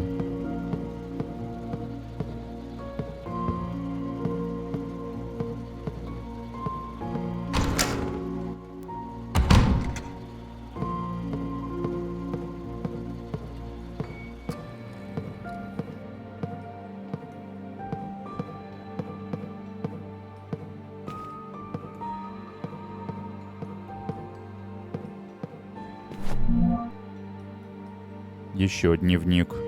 94-й. Прошлой ночью в особняк проникла незваная гостья. Дерзкая молодая женщина. Не знаю, каковы были ее намерения, да я и не хочу особо знать. Я ударил ее по голове куском трубы. Признаю, это был не очень мудрый поступок. Ударь я ее чуть сильнее, она бы не выжила. И тогда я лишился бы потенциальной подопытной. Сейчас она лежит без сознания на искусственной вентиляции легких. Когда ее состояние стабилизируется, я введу ей кровь Марии. Я близок к тому, чтобы найти лекарство. Только дождись меня, Мария, осталось совсем чуть-чуть. Наконец-то создал действенное противоядие. Оно за считанные секунды устраняет болезнь и возвращает пациента в естественное состояние. И все же из-за вреда, нанесенного телу недугом, спустя несколько мгновений пациент неизбежно скончается от отказа множества систем. Это лучшее, чего ему смог добиться за 14 лет исследований. Наконец-то я смогу с тобой попрощаться. Я лишь надеюсь, что за несколько секунд ясности ума, который подарит тебе лекарство, ты успеешь сказать мне, кто с тобой такое сотворил и что случилось с девочками. Последнее испытание противоядия я проведу на подопытной, которую держу в уборной, на искусственной вентиляции легких. Сперва мне нужно ввести ей кровь Марии и дождаться, когда болезнь распространится. Нужно набраться терпения. Я так долго этого ждал. Смогу подождать еще немного.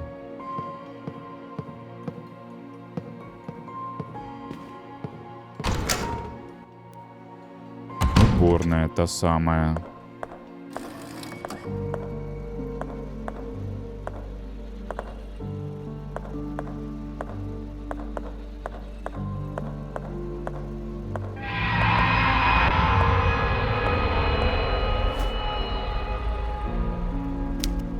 Что?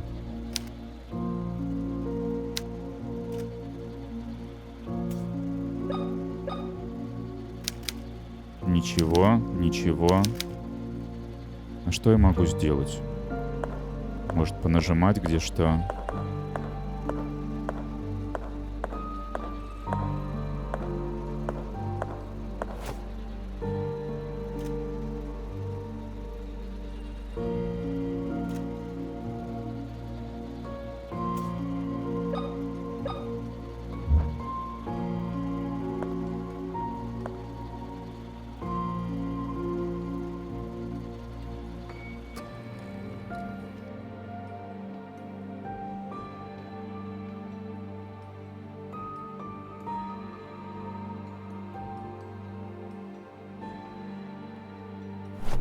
Сама себе, что ли?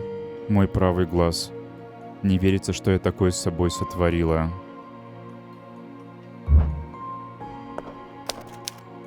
Назад теперь дороги нет.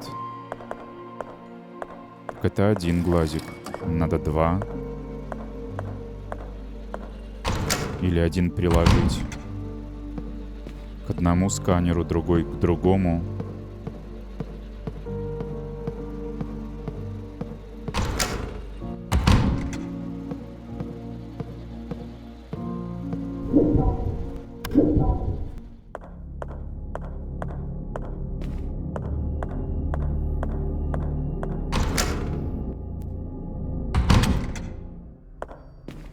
Но зачем крючок получается рыболовный?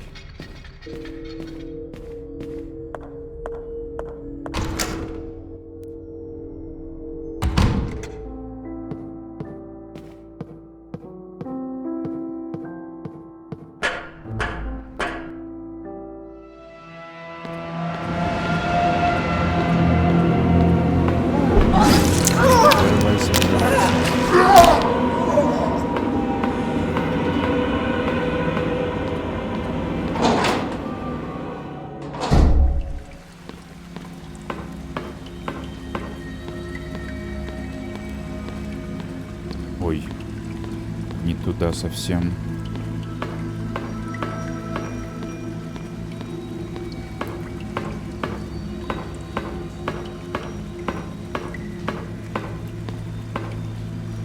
Может спастись?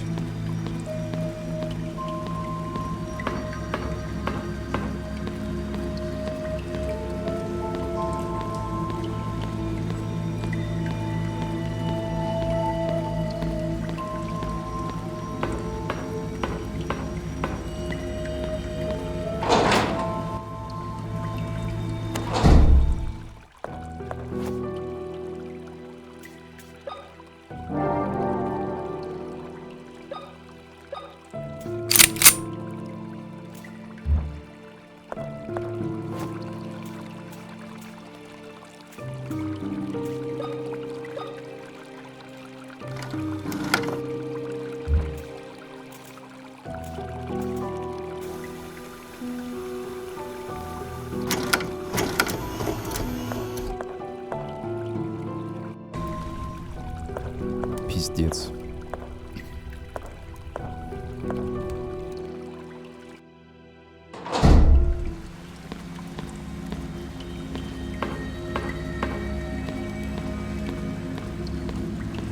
Бежим к сканеру. Надеюсь, сработает.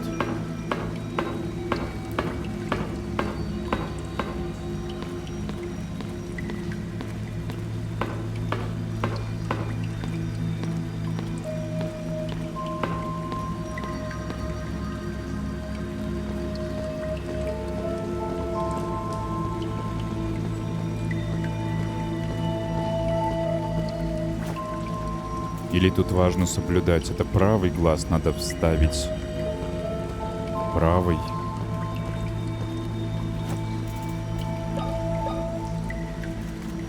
Ничего. Почему? Может совместить? Мой правый глаз на крючке с леской. И что это изменит? А, ты его подвесишь, что ли? Как мило. А в другой сама смотри.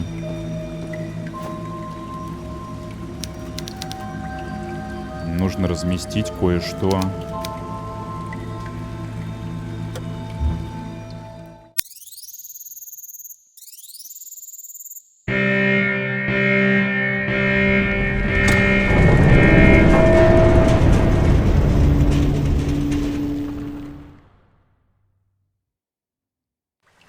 Какая массивная.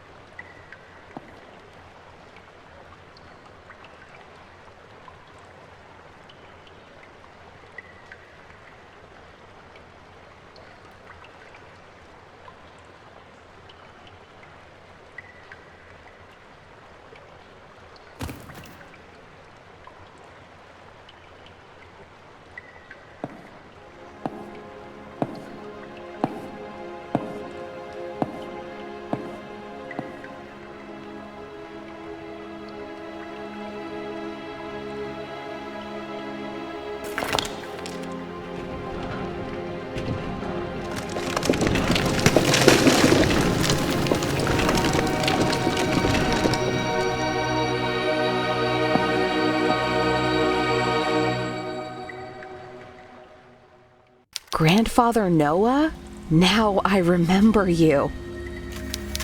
Oh God, you have your memories back. Then you remember that your stupid mother stopped me from sacrificing you and your sister. A sacrifice that could have brought back our Savior. Well, God took care of her. He made her pay for her sins. This is all your fault. Did you kill my father too? The radiation that comes from the sacred placenta is extremely harmful to us impure and worthless beings. For years, Bertram and his son William after him tried to find a cure for the effects of radiation. Today, William succeeded. With this accomplished, I have no use for him anymore. May God welcome him into his realm. You will pay for this, Noah. What have you done to my sister? Where is she?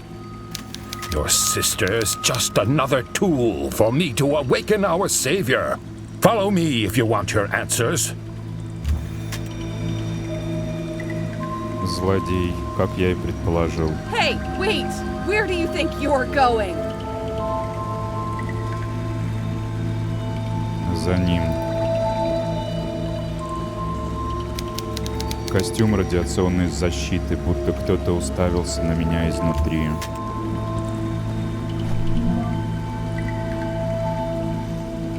Мария сбежала вместе с девочками. Я останусь в храме, запру вход изнутри и постараюсь как можно дольше не выпускать отсюда остальных членов секты. 7 пуль надолго не хватит, но я постараюсь не тратить их впустую. Вильям, я не надеюсь, что ты простишь меня. Этому нет прощения. Но если ты увидишь хоть одно из этих писем, знай, что я очень сожалею о содеянном. Сожалею со всей искренностью, на которую еще способна моя гнилая душа.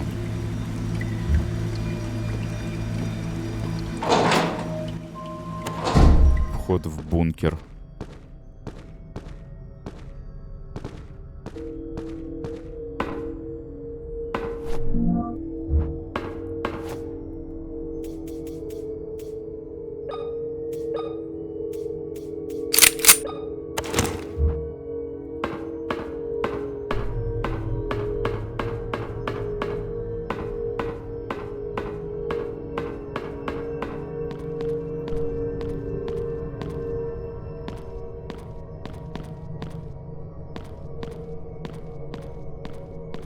Люк.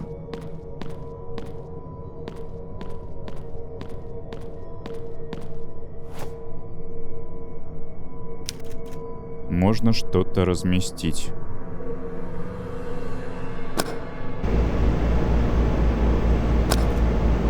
Двигатель запущен.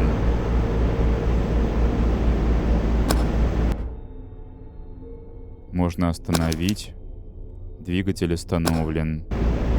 Как их друг напротив друга, что ли?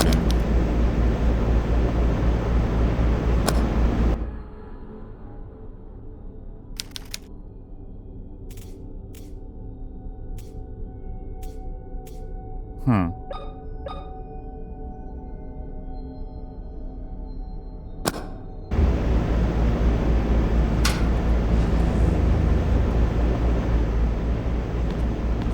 Есть.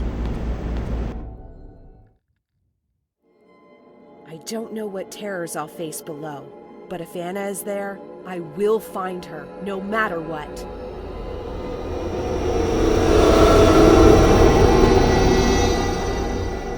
Как глубоко забралась под землю. Б1.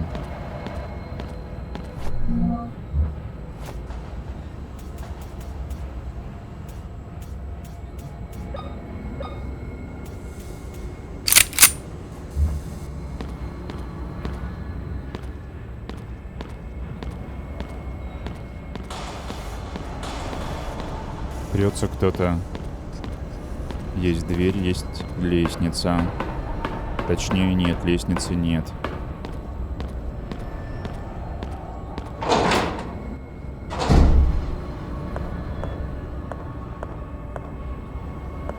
Записка, но я хочу понять, есть кто здесь. Вон, кажется, есть.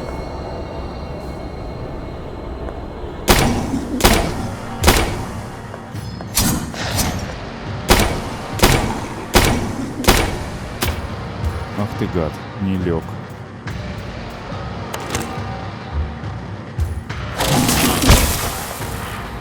А как тебе такое? Блин, все равно не лег. Тварь.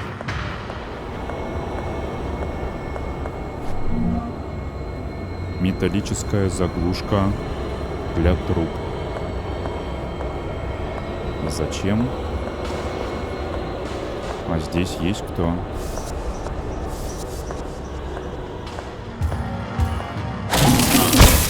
У меня закончилось.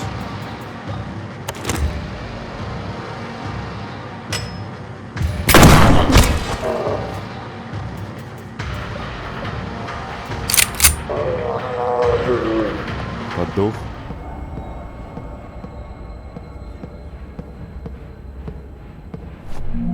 Пленочка. А магнитофончик.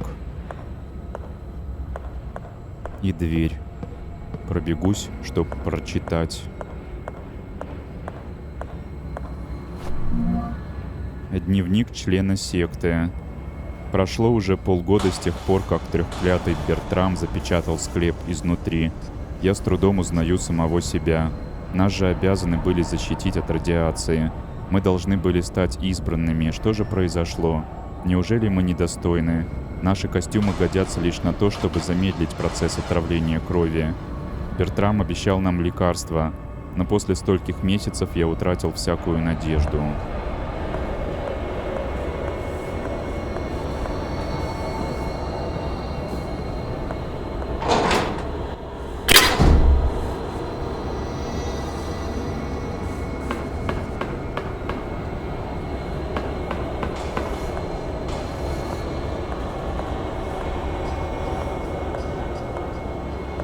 некая задачка. Ой, сколько здесь.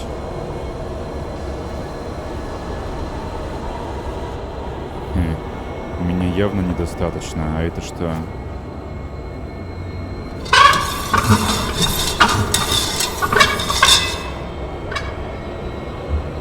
У меня даже канистры нет. Топливо какое-нибудь.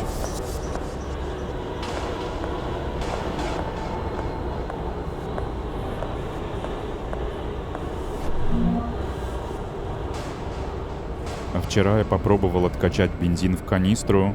Насколько не вертел заглушку, мне не удалось выцедить ни капли, хотя емкость заполнена.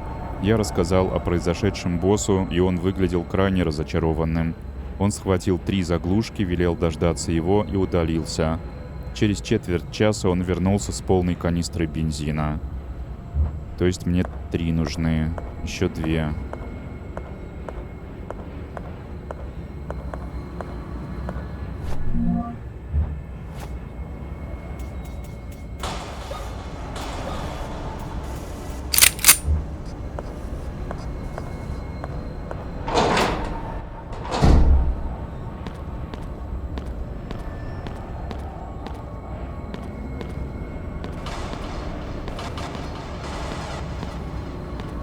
Стрёмно. Хорошо, здесь дверь, а там... Что это такое? Это живое вообще? А, ты смертный? Не понял, бля.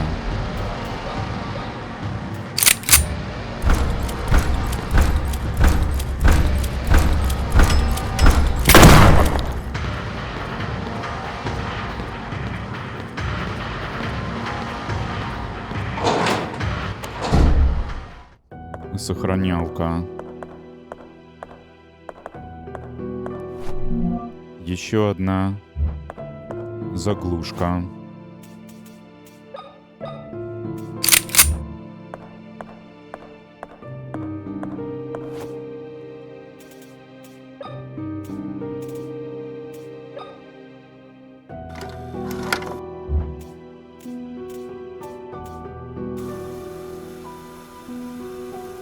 I'm Emma. I remember everything. I fell into the river from the bridge all these years ago. Noah is keeping my sister Anna in the underground bunker. He is the one who has engineered all of this. He has had my sister in captivity all this time. I won't let Noah hurt her any longer. This ends now. Ого, как? Стоит. Глазище во весь экран. Эх ты, гад. Но я не буду тебя убивать.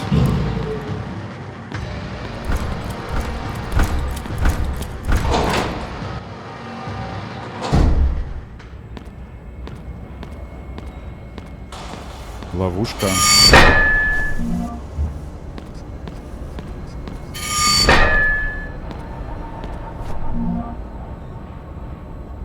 Дневник Белтрама. У нас получилось. После множества неудачных попыток с предыдущими подопытными, нам наконец удалось заполучить 2 здоровых двойняшек. Не знаю, сможем ли мы повторить наш успех, но это уже прогресс. Мы подождем, пока подопытные достигнут 10-летнего возраста, и принесем их в жертву. К тому же удача принесла покой в души членов нашей секты. Образцы развиваются без отклонений. Обе девочки здоровы и полны энергии. Они достигли уже 5-летнего возраста. Если и дальше все будет идти по плану, они обеспечат нас кровью высокого качества.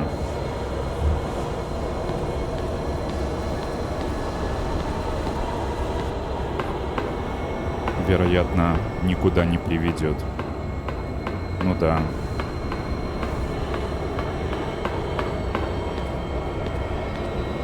Тогда вниз.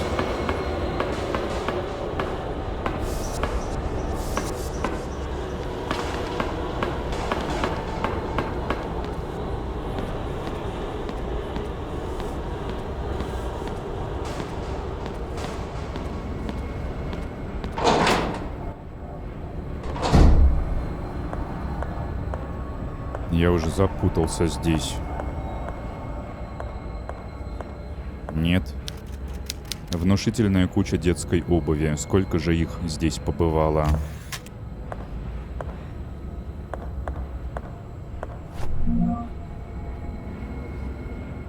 Кипящая вода очищает тела, принесенных в жертву от скверны греха. С каждой попыткой я все явственнее ощущаю приближение Создателя. Психи-маньяки.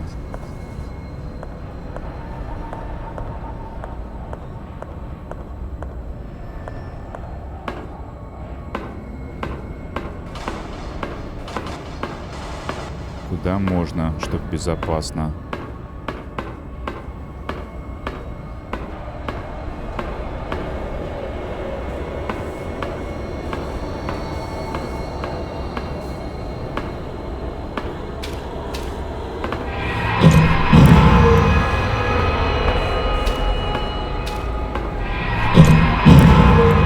Еще одна заглушка.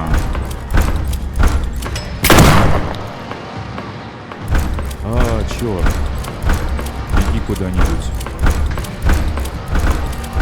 Как зря ты сюда побежала, это пипец.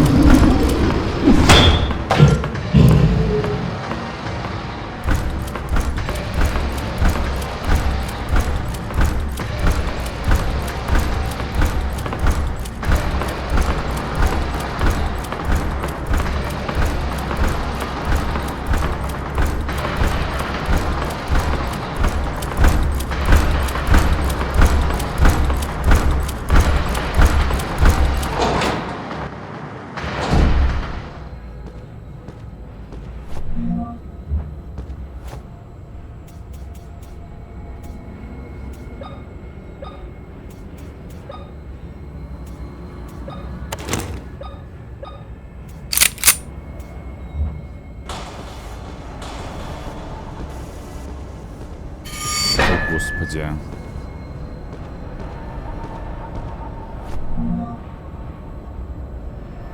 Сегодня день жертвоприношения. Ной уже отвел девочек в храм. Мне нужно подготовиться к проведению ритуала. Неужели этот костюм всегда был таким тяжелым? Мне нужно выпить.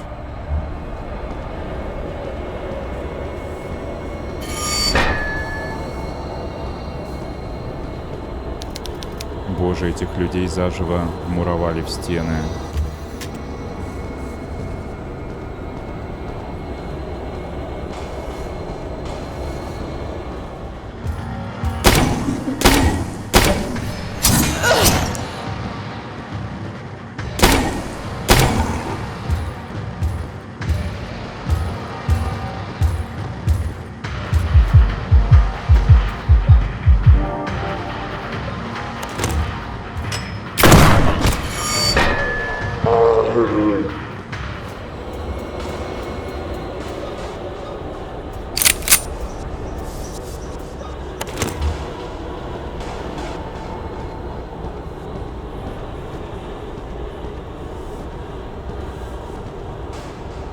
Адский ад какой-то.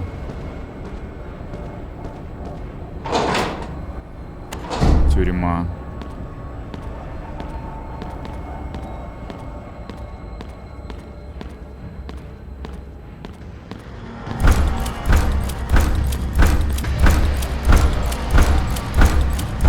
Да.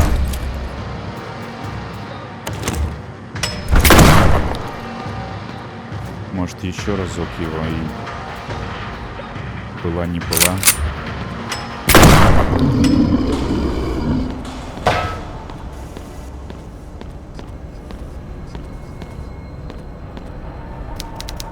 Жуткие механизмы для пыток. Патроны. Всего 2.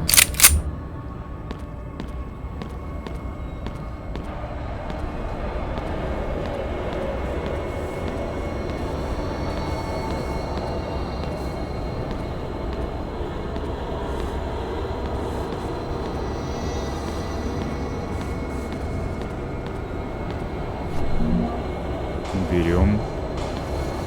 Заряжаем.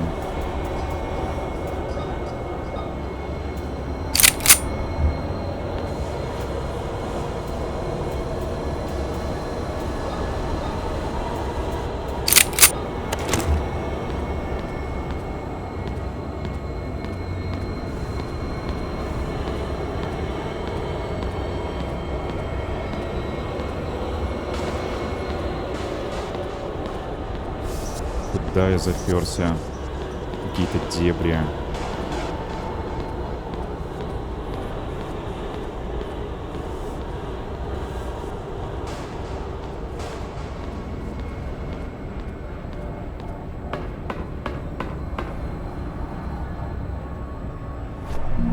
Канистра.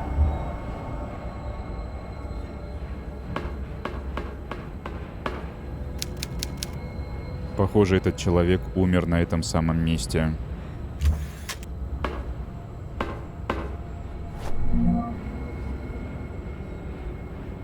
Раньше я думал, что братья не снимают свои костюмы, надеясь, что те защитят их от радиации. Но теперь меня осенило. Братья знают, что, сняв с себя эти ветхие одеяния, под ними они обнаружат зловонное разлагающееся мясо на бесформенных костях. Я больше этого не вынесу. Здесь мы сгнием заживо. Прежде чем покончить с собой, я хочу помолиться. Только вряд ли божественный свет проникнет в эту дыру. Зло, лишь оно способно сюда проникнуть.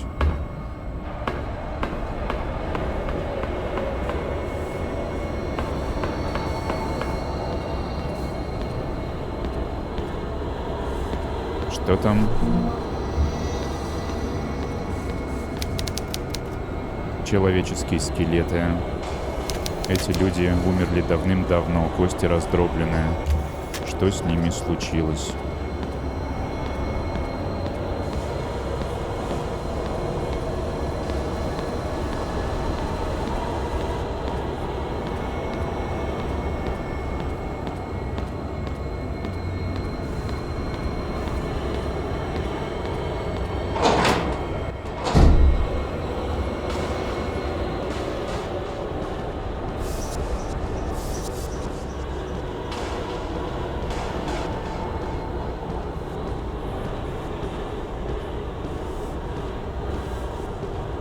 Множество рук.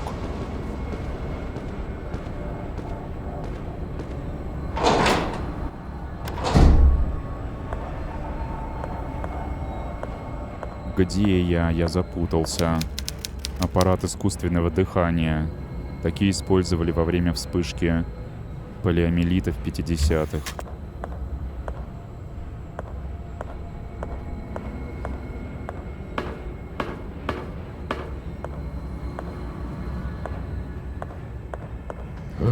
Ай, беги.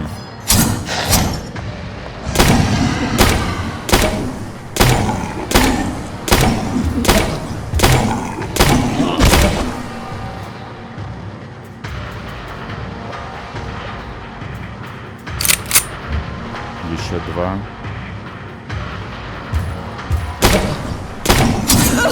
А, коцнул. Ладно.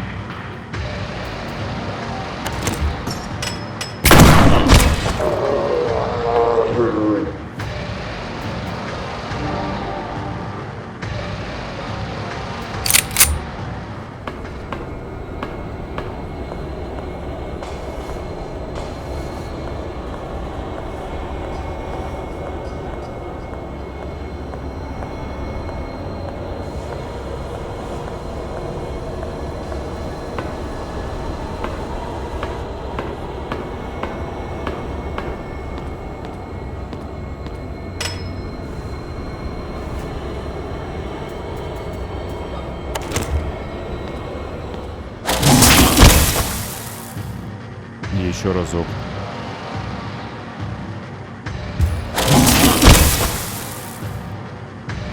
Не, встаешь. Блин, у меня выхода другого нет. Последний патрон.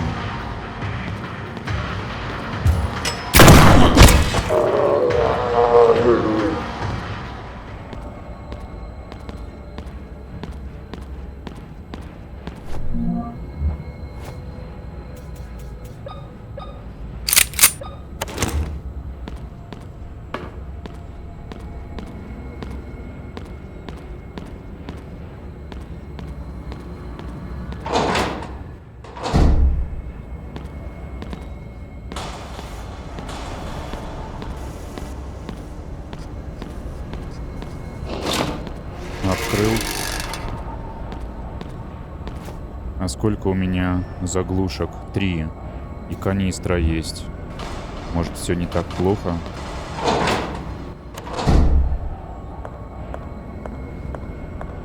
Так, нет, куда-то я не сюда побежал. Очевидно. Я открыл вот эту... вот, наверх мне. А внизу я не бывал. Господи, какие дебри-то.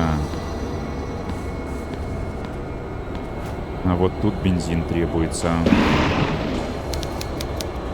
Ну да, у меня пустая канистра. Нижний этаж полностью затоплен.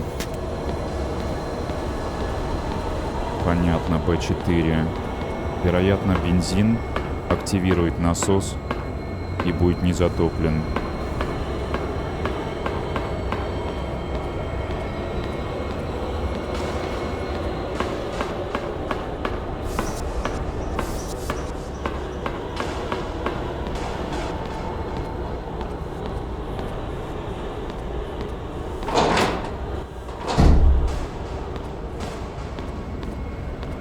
А мне б сохраниться, чувак.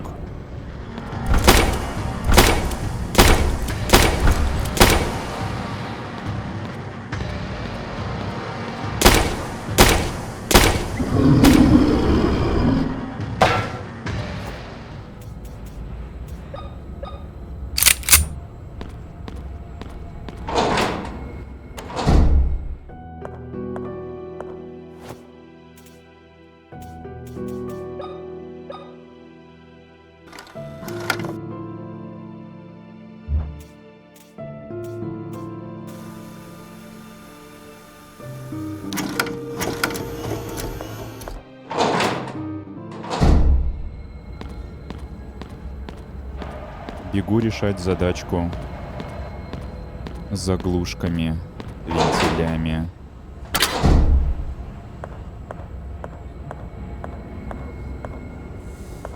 Так. А крышку надо открывать.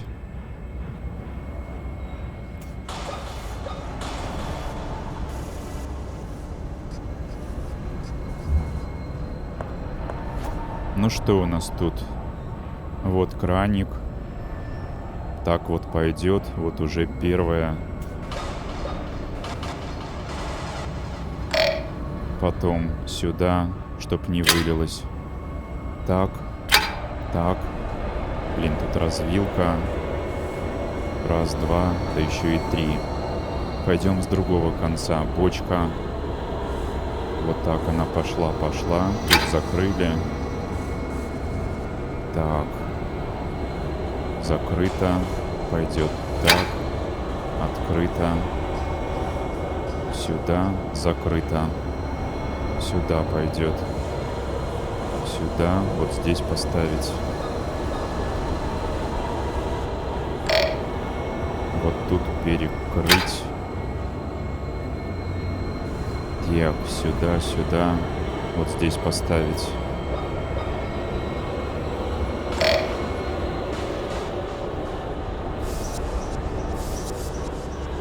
По идее, все ок, на мой так взгляд.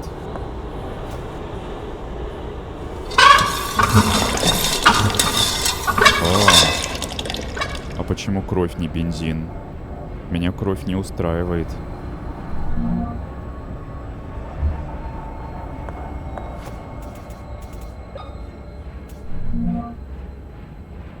Не написано, что она с бензином. Не знаю, надо закрывать, не надо. Управились. Ну, как скажете.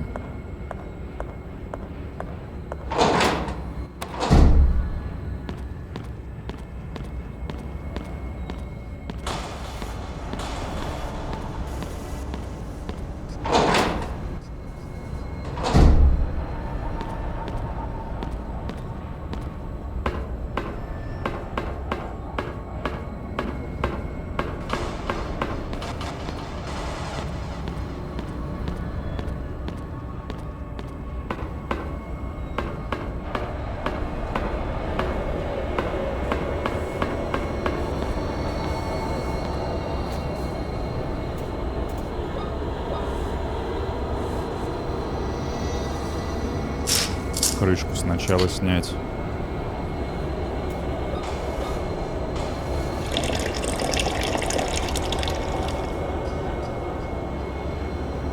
Налилось.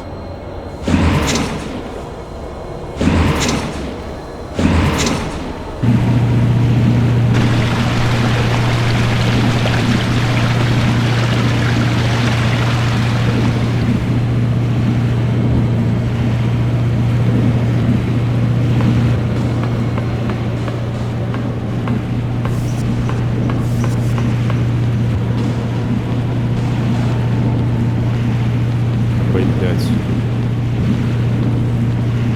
А чего здесь? Еще ниже.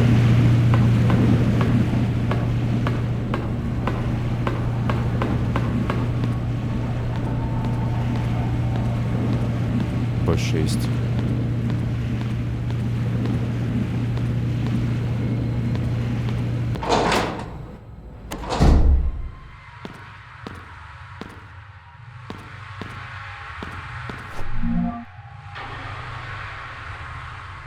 Теперь мне все ясно. Ной обманул нас. Все это была ложь. Он обещал избавить нас от жизни в мучениях. Говорил, что боги уготовили нам некий особый путь. Чушь собачья. То, что мы называли Богом, лишь воплощение зла и источник жутких существ, таящихся во тьме.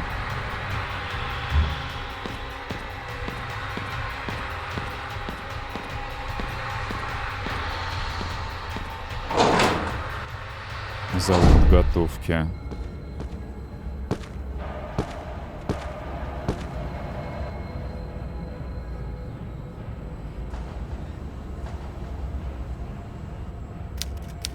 Emma, my dear granddaughter, you finally reunite with your sister. Noah. You survived the fall from the old bridge. This is a divine sign, a true miracle. God tested my faith, and now that I have been found worthy, you have been brought back to me. What is your role in all of this? My role? I orchestrated all of it. 14 years ago, I made a mistake that I have regretted every single day.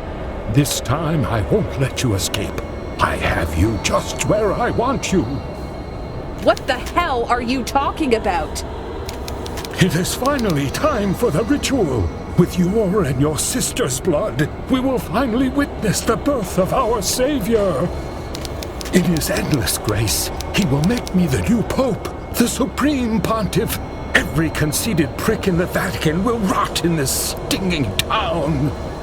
You are insane. You killed my dad, and because of you, your own daughter and my sister Anna have been poisoned by that damned radiation. What kind of monster are you?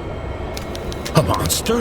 You call me a monster? I was willing to sacrifice everything I loved in the name of the Creator. He will be born again to purify the earth of these unholy souls. Only the true heirs of the kingdom of God will prevail and create a new world. After what your sister did to her eyes, I thought we would never be able to open the vault again.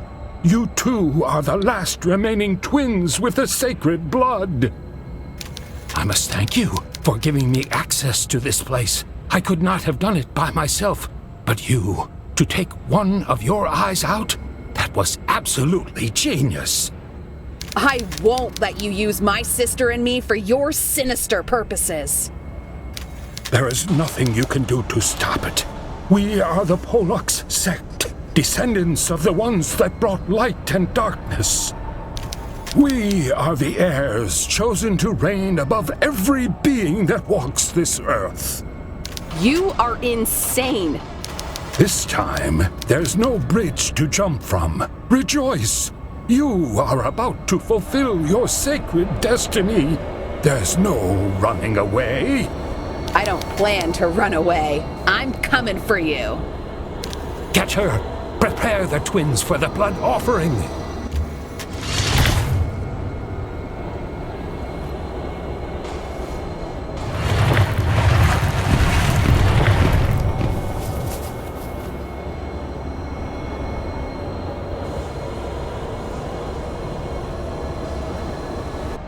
Объект, инвентарь. 13. А тут 0, 0, 0. Блин, мне хана, наверное.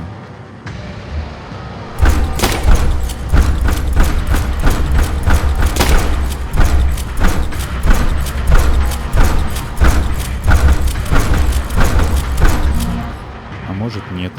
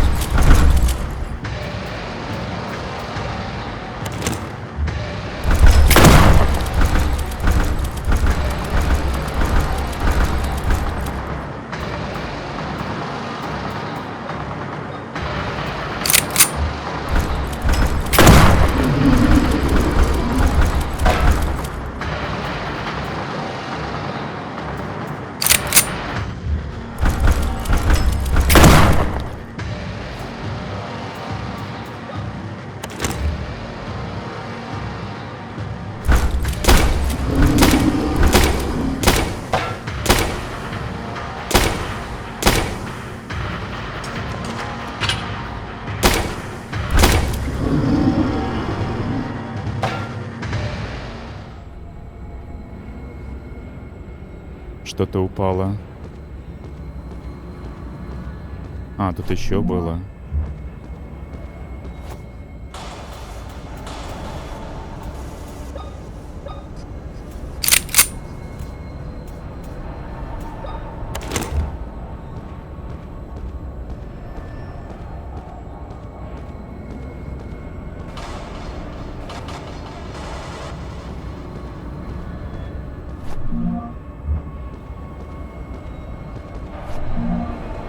Ключ в форме креста с рукояткой. Такой же на входе. В усадьбу. В больничку.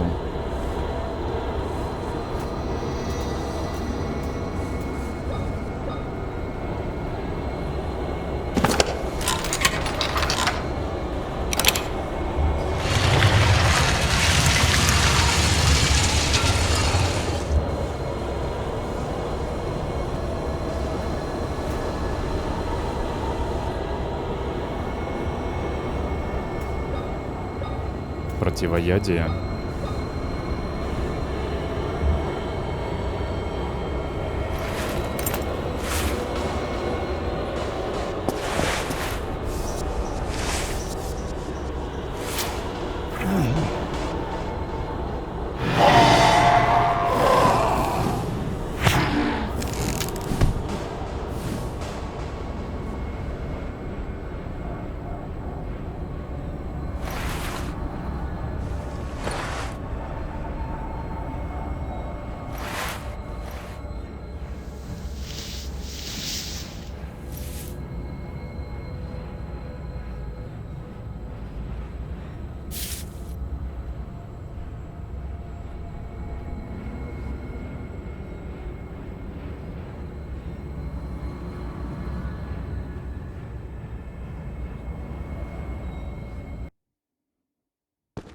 А что это нам сейчас показали? Болторез знаменитый. Немного заржавел, но сгодится.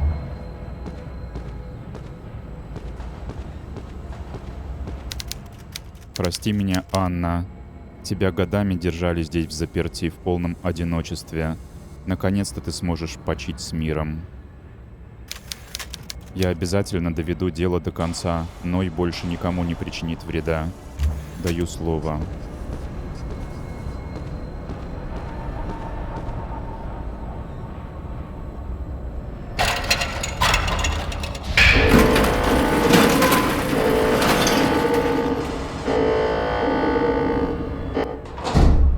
Кладбище.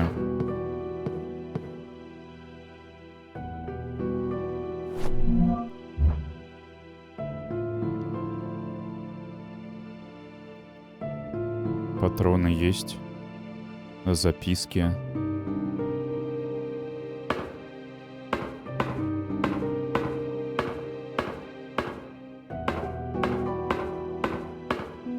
Сохранюсь. Мало ли. Что?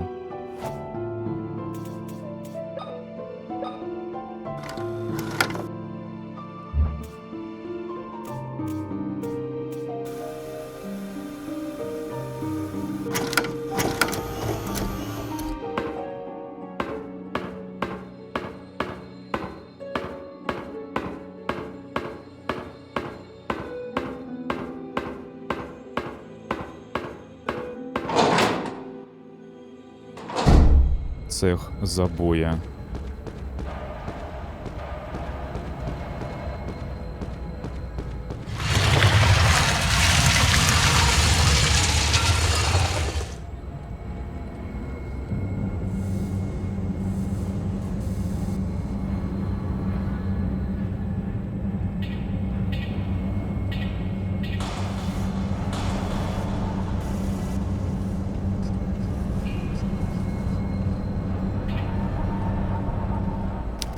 So, you killed those fools? They were not worthy of the Polex sect after all.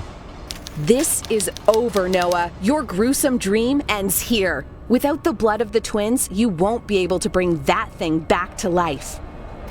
I have waited so long to revive our Savior. I will show you that my faith has no limit. That's not going to happen. Oh, my child, if only you had faith.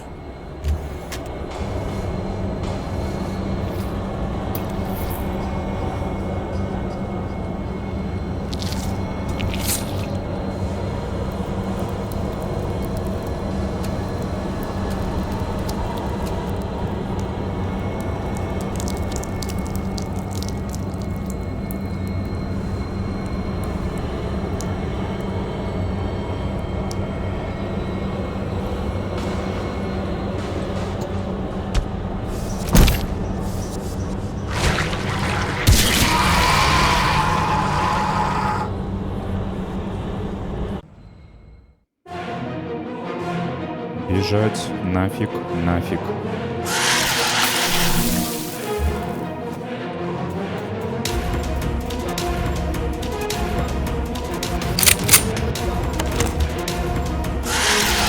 Плюется.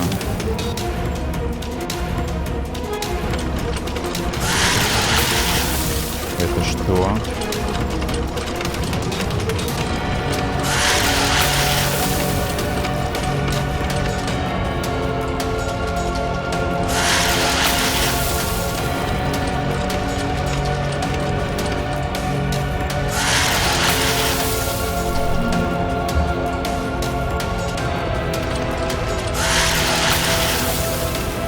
И здесь такая же.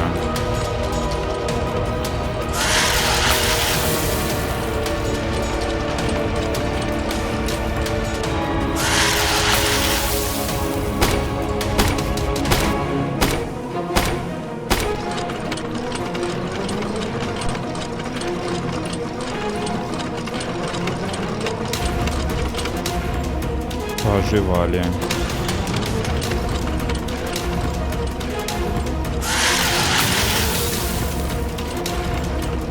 Чем бы вас шандарахнуть? Ай. Так, кнопочка.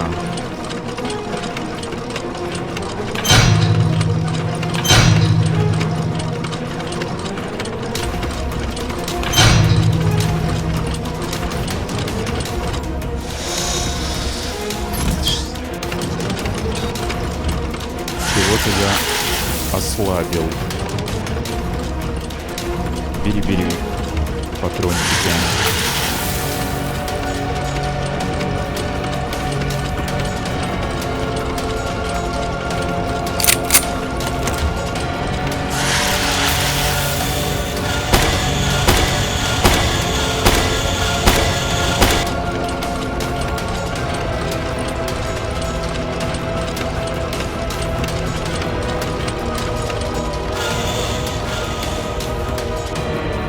Другую искать.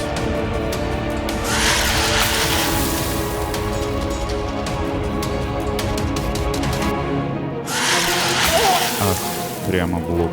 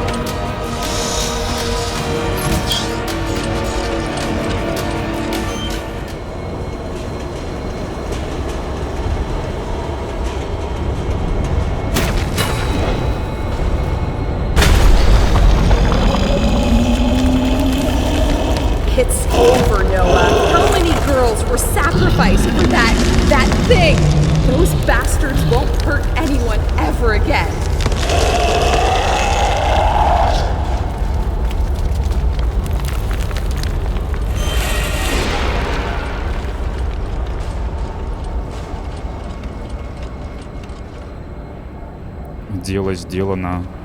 Адский бог повержен. А где мостик опустился, я не понял. Вот.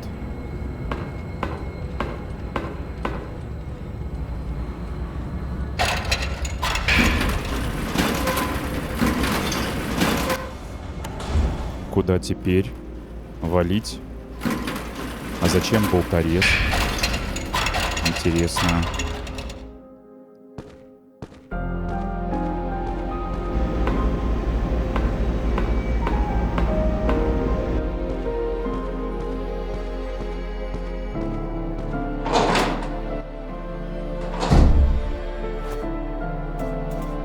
На всякий.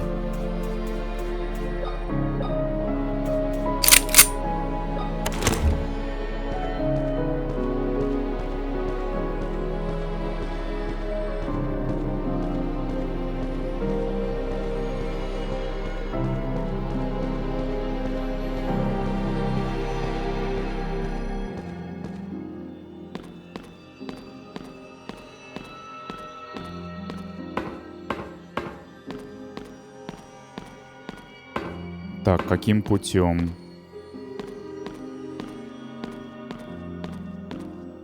Мостики порушены.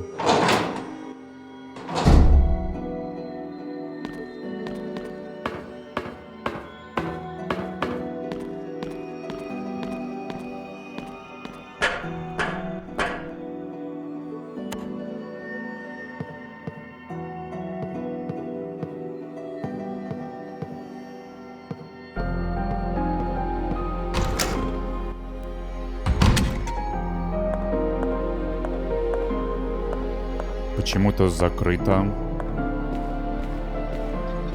Ну, так и не решились меня ударить.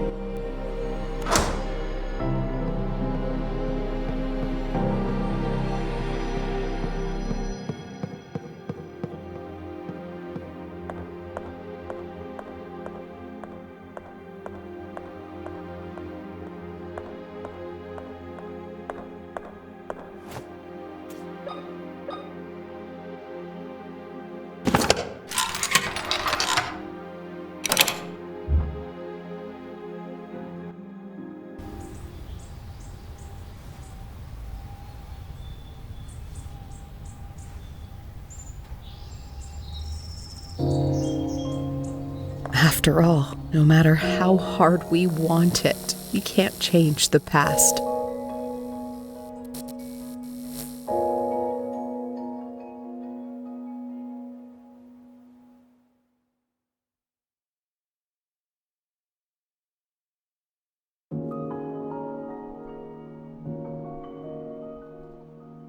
Запустились финальные титры. Я думаю, что в игре есть еще одна концовка, и я постараюсь ее выбить после завершения титров. Применить болторез по возможности. Это был Ильин Сергей, он же Сиреней из Гатчины. Ставьте лайки, подписывайтесь на канал, смотрите другие мои видео. Всем пока.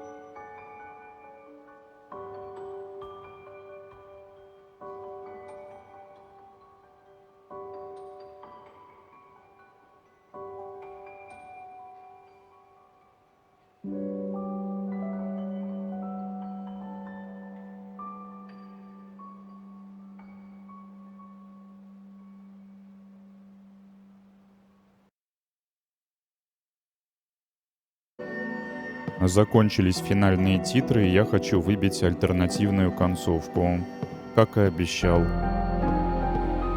Кстати, здесь тоже закрыто. Пришлось переиграть битву с боссом.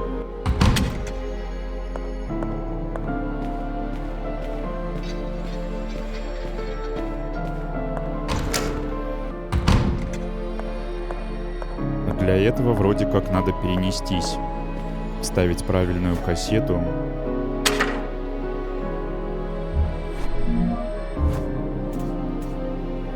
Вроде бы эту.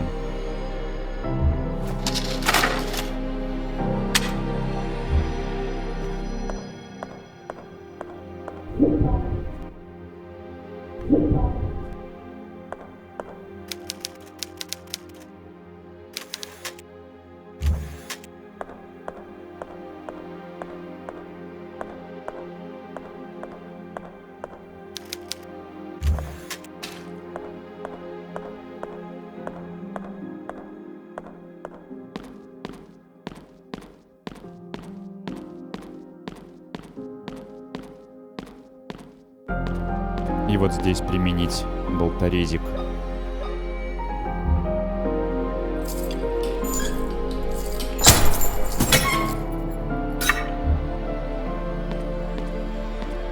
Anna, I came back for you. You cut the chain! I told you I would get you out of here. Now we need to escape to a safer time. A time? I mean, a place where we are safe. I don't know if I should trust you.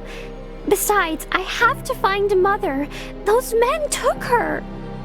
I understand you want to find her, but those men in hazmat suits will be back if we don't leave right now.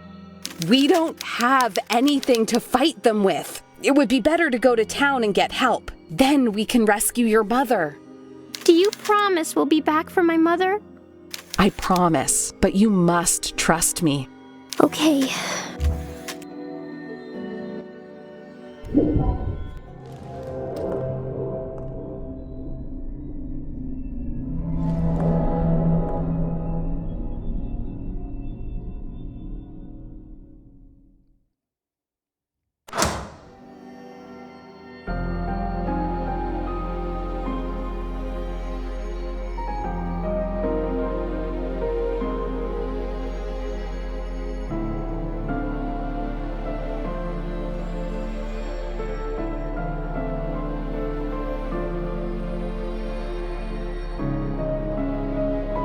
Вытянула ее в наше время.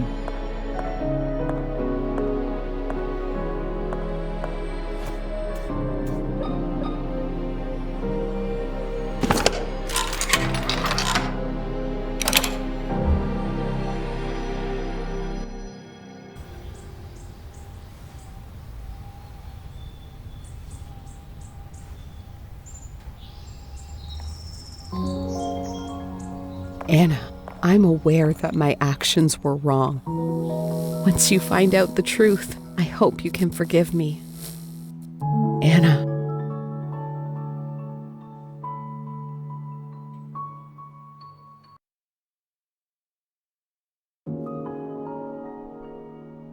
Вот и все отличие.